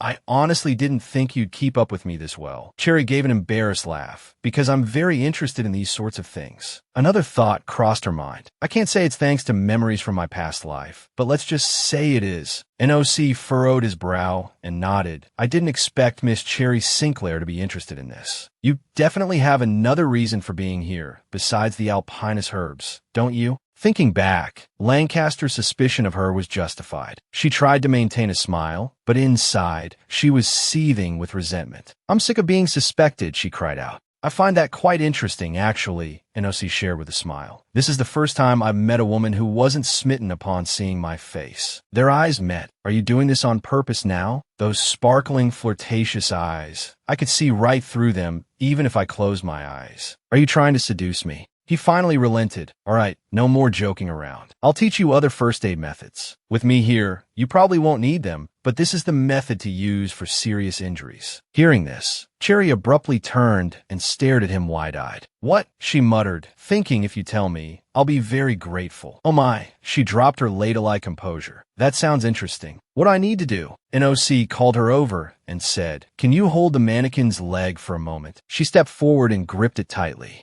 Like this. The leg instantly snapped off. Crack! The loud sound echoed. Cherry, holding a can of adhesive, pointed and asked, Was this thing always this fragile? No. NOC shook his head. This is a very sturdy object. Even if it falls to the ground, it won't break. Plus, it's quite expensive. She sighed and promised, I'll compensate you for a new one. I am sorry. Sorry, my friend. She even offered a sincere blessing to the mannequin. Go to a good place. This made NOC laugh until tears streamed down his face. Truly unique. Miss Cherry is really interesting. Thank you for the compliment. After today's lesson, Cherry had learned some useful things. In her hands were a bunch of medicines she had received from Dr. NOC. Now I can perform basic first aid. That's a relief. Glancing at the newspaper today, she saw, he said, the Casey Marquis family massacre. Your face hardened. This is just the beginning. The Casey Marquis family massacre. This isn't a simple murder, but a sign of a virus about to spread. The virus will surely reach the capital soon. She gazed at the peaceful scenery one last time. Being able to see the peaceful scenery of a village like this won't last much longer. At first, I wondered if there was any way to save everyone, but in reality, saving people has its limits. So, I've come to the conclusion that I should at least protect those around me until the end of the world. You're the owner of Happy House, right? A man has been waiting for you at the door. I brought the things you requested yesterday from the farm. Yes, that's right, but where the things you said you brought? Ah, he pointed behind him. I left them temporarily outside of town because there was so much I couldn't bring it in myself. Cherry was astonished. You brought all this yourself? He sighed and explained, no, I hired a porter, but he got injured on the way. It just ended up costing me more money. He cautiously asked, so, is there anyone here to help me? She nodded and ran over. It's all right. I'll help you. Eden suddenly appeared as well.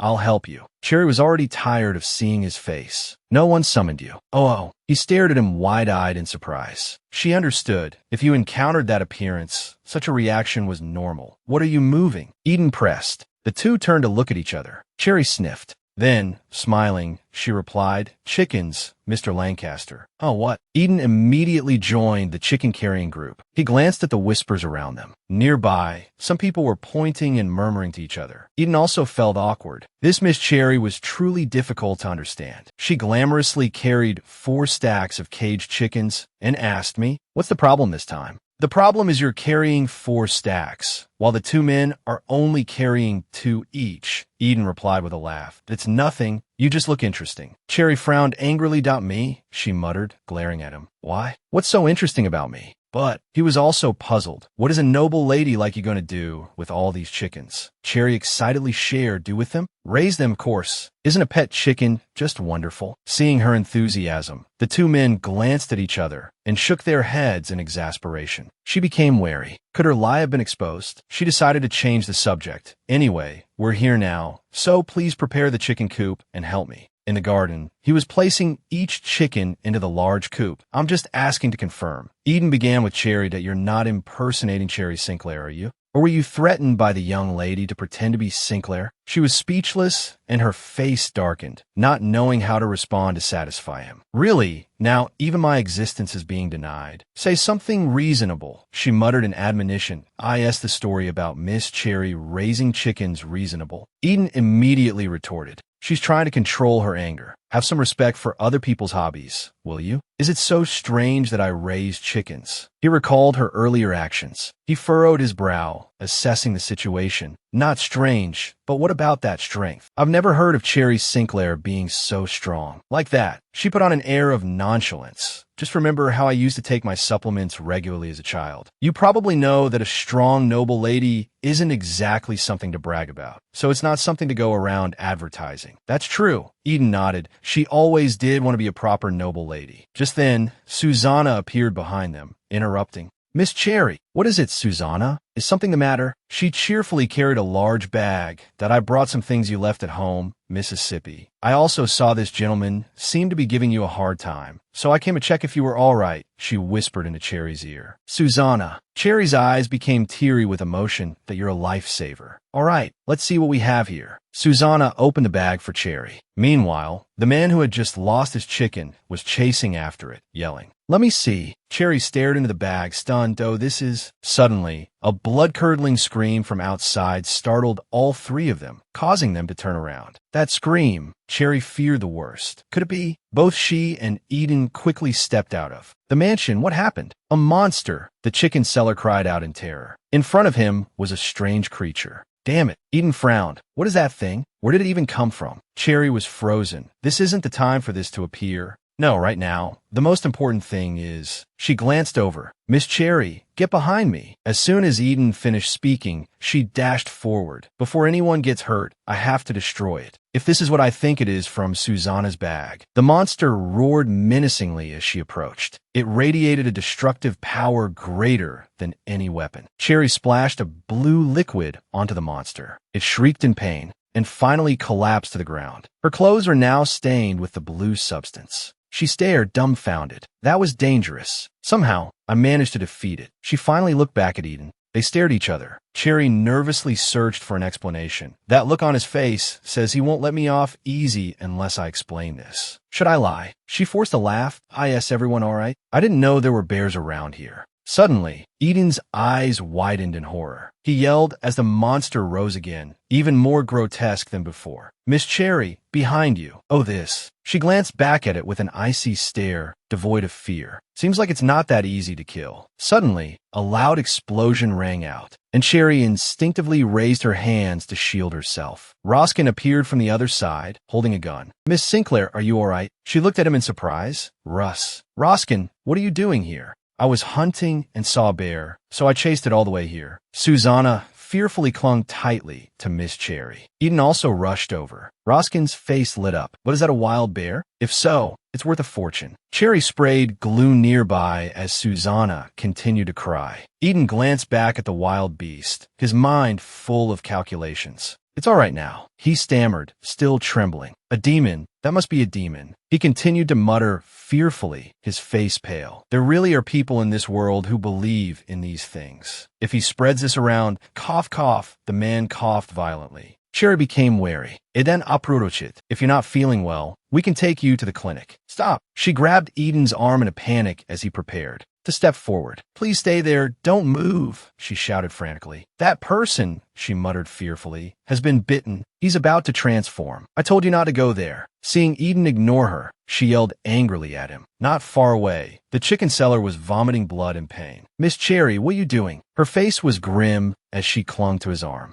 Eden was also getting angry. I still don't know what happened, but first, let go of me. No matter what, the victim should be the priority, right? She still refused to let go, her voice trembling even more. He's not human anymore. So first, let's move somewhere else. We don't need to get involved, right? Eden frowned, not understanding Cherry's meaning. What is she doing? She won't even let me help the injured man. Why is she like this? I said we can't help. Cherry snapped, yelling at him. Why won't you listen to me? I can't take down both of them. She fretted anxiously. All right, the chicken seller seemed to be undergoing some kind of transformation. Seeing the two arguing, Vanilla stepped in to mediate. Let me take him to the clinic. Cherry shouted, almost crying, Vanilla, stop. Listen to me. But she was also annoyed by Cherry's strange behavior. Sinclair, to watch someone die in front of you is inhuman. Maybe he's just sick, Susanna exclaimed fearfully from behind.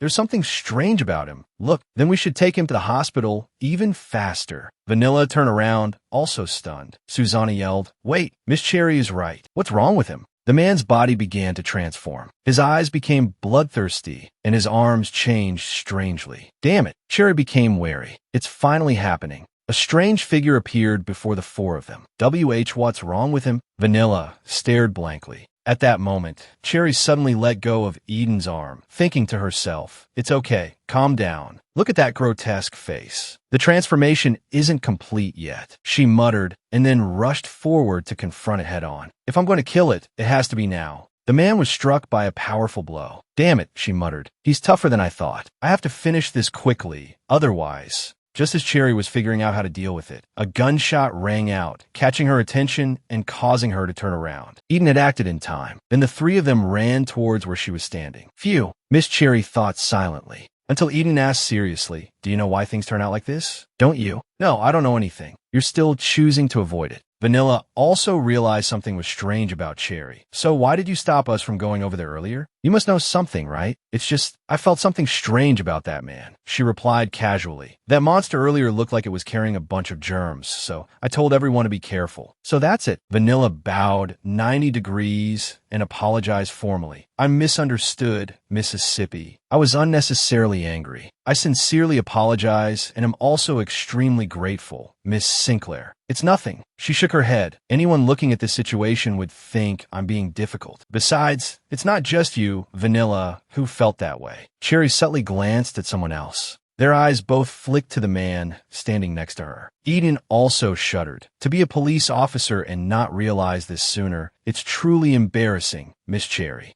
All right. She nodded in forgiveness that I was also scared, so I reacted that way. But all three of them looked ahead. The fire was burning everything. What was that thing, after all? Cherry muttered, I'm not sure either. If Susanna hadn't given me the cricket bag, if I hadn't stopped Eden and Vanilla from getting closer, then maybe one of us would be in those flames right now. Susanna worriedly brought a cloak to her mistress, advising, "Please put this on, Mississippi. From now on, we can't let our guard down, not even for a second." Outwardly, she smiled brightly, but inside, she was on high alert. She had to stay sharp. She had been before, too. Eden suddenly spoke up. "I think I've seen something like this before." "Where did you see it?" Vanilla immediately asked that. "I remember encountering something similar in the incident at Nodium Village 61. He recounted there were no casualties, only that he was dead before he could escape the villa himself. "So, this isn't the first time you've seen this? Shouldn't the police catch the monster?" "No." He shook his head. "That I heard a woman killed the monster herself. Alone." "That's right." Eden confirmed she's the owner of this hairpin, but I haven't seen her face. "But perhaps, as I think, I also have a general understanding of this situation." Cherry panicked internally and externally. He's uncomfortably perceptive. Blushing. "Oh, the first initial." Vanilla suddenly looked closely at the hairpin, then concluded, "It looks like Lady Sinclair's, doesn't it?" The timid mouse quickly stepped forward, blocking her view. "How amazing." She feigned innocence again. "Oh, I think I read this article. Was it the case where someone with the same initial as my name was resolved?" "Really?" Vanilla was still suspicious. "Strange, huh?" "What's strange?" Cherry gave a fake laugh, denying the rumors that aren't there people everywhere with the same first initial in their name. "Oh, I see." Vanilla pondered. "Not that area, but Nodium Villa 61. Why does that sound so familiar? Maybe you saw it on the island?" "Not all." She glanced at the two standing next to each other. "Lately, I've only seen articles about your scandals." Eden and Cherry immediately panicked. Vanilla continued, even more forcefully. "The two of you are the hot topic of conversation regarding love in Bruno." "What?" she shrieked, her voice echoing throughout the mansion. "What's going on all of a sudden? Is it about the scandal between me and Eden? Everywhere I go, people are pointing and whispering. Even in this small village, people know me. Is someone acting as an informant?" She racked her brain, thinking, for example, "Miss Cherry, where are you going?" She wasn't happy to see Knock, a prime candidate for the informant. This guy, for instance. "I'm going to Kinner Station. Someone is arriving, so I have to go pick them up." "Someone's coming here?"